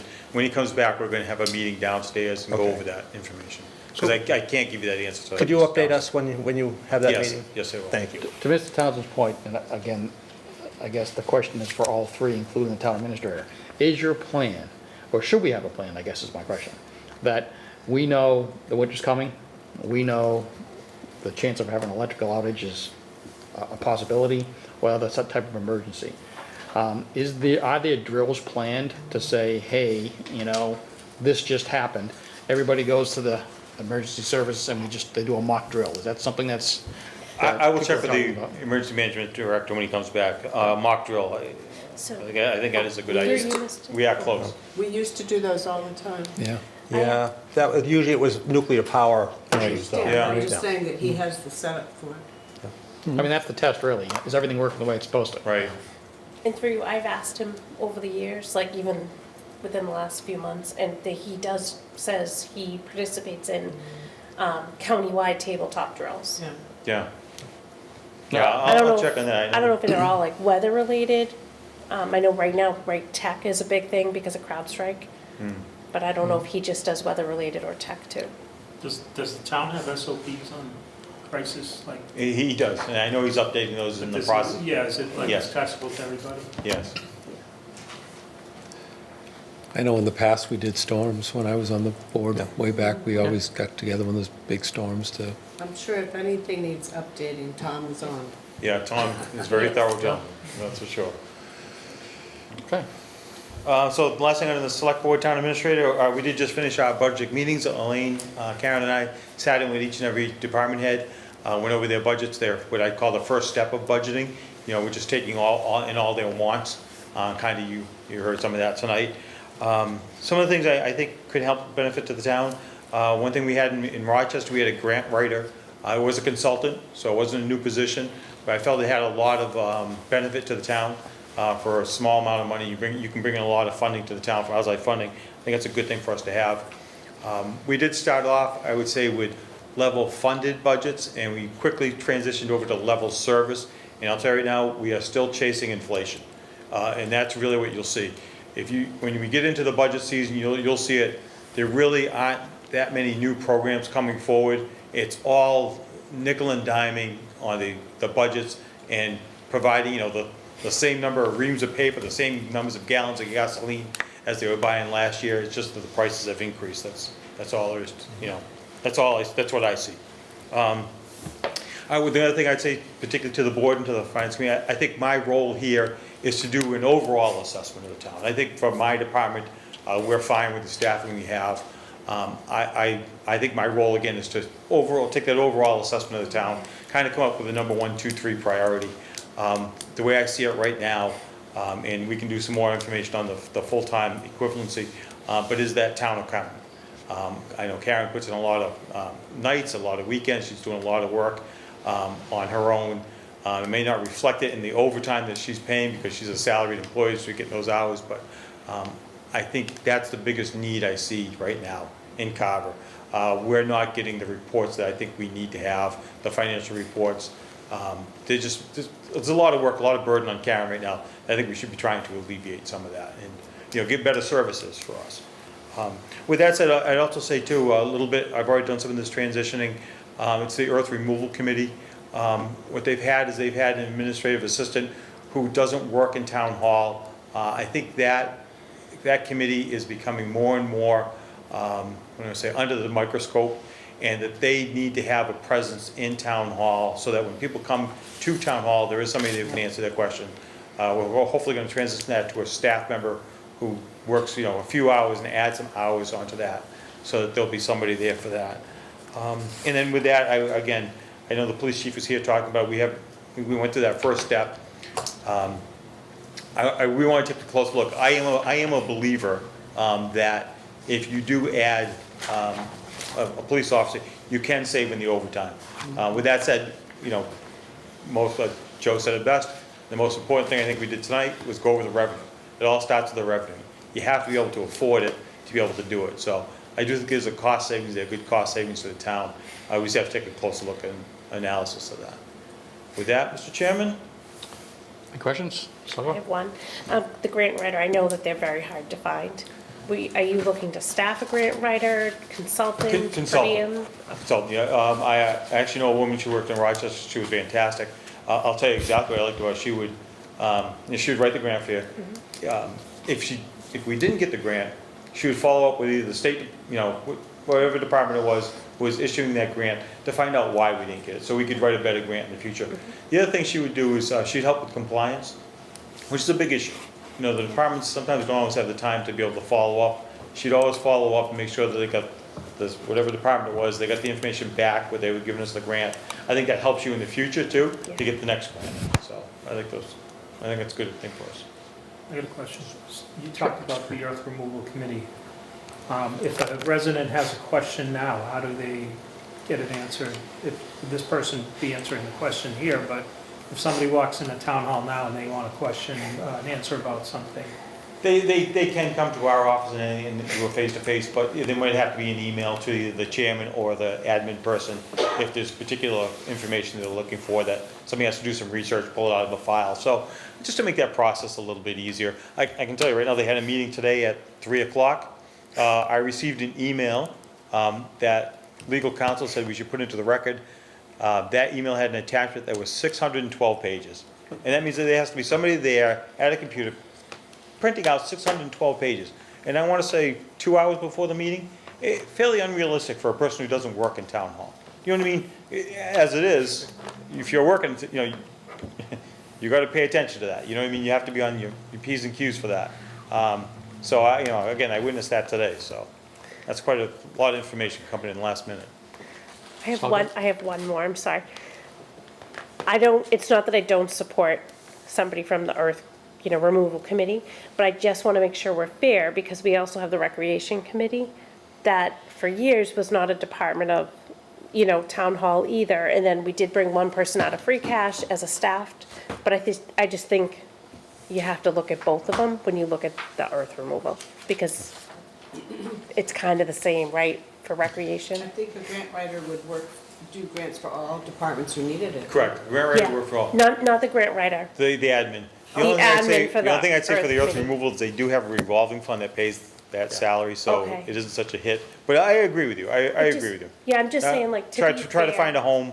for both committees that don't really have Yeah. a home, I just think you need to kind of look at both of them. So I just got, any other questions? Just one last question. With respect to earth removal and conservation, are they linked in any certain way? I mean, wetlands, I'm just saying, does the person that comes on for earth removal or whatever can assist the conservation agent? Yeah. Conservation involved heavily in earth removal? Hey, conservation is caring for the land, right? To make sure that it's being properly taken care of, make sure it's not being polluted, make sure it's not being destroyed. So I think there is a relationship there that could be explored. Again, I know a lot of the earth removal is revolving around cranberry bogs and cranberry bog development, which are many times revolved around, and I should say, the older cranberry bogs revolve around wetlands. The newer cranberry bogs, they probably want to be more upland away from the wetlands, but the older cranberry bogs can be associated with wetlands, so there is a connection there. All right, and on that note, do we have any other questions? No? Seeing none, anyone make a motion to adjourn? Motion to adjourn. Second. All those in favor, say aye. Aye. The next meeting is November 19th. They have to do it. Oh, sorry, capital outlay, I forgot. You need to close your meeting. Please, I'll make a motion to adjourn the finance committee. all in favor? Aye. Thank you. Adjourned. Motion to adjourn, Chavala. Second, John? Second. Okay, motion made and second, all in favor to adjourn capital outlay? Aye? Aye. Okay, motion made.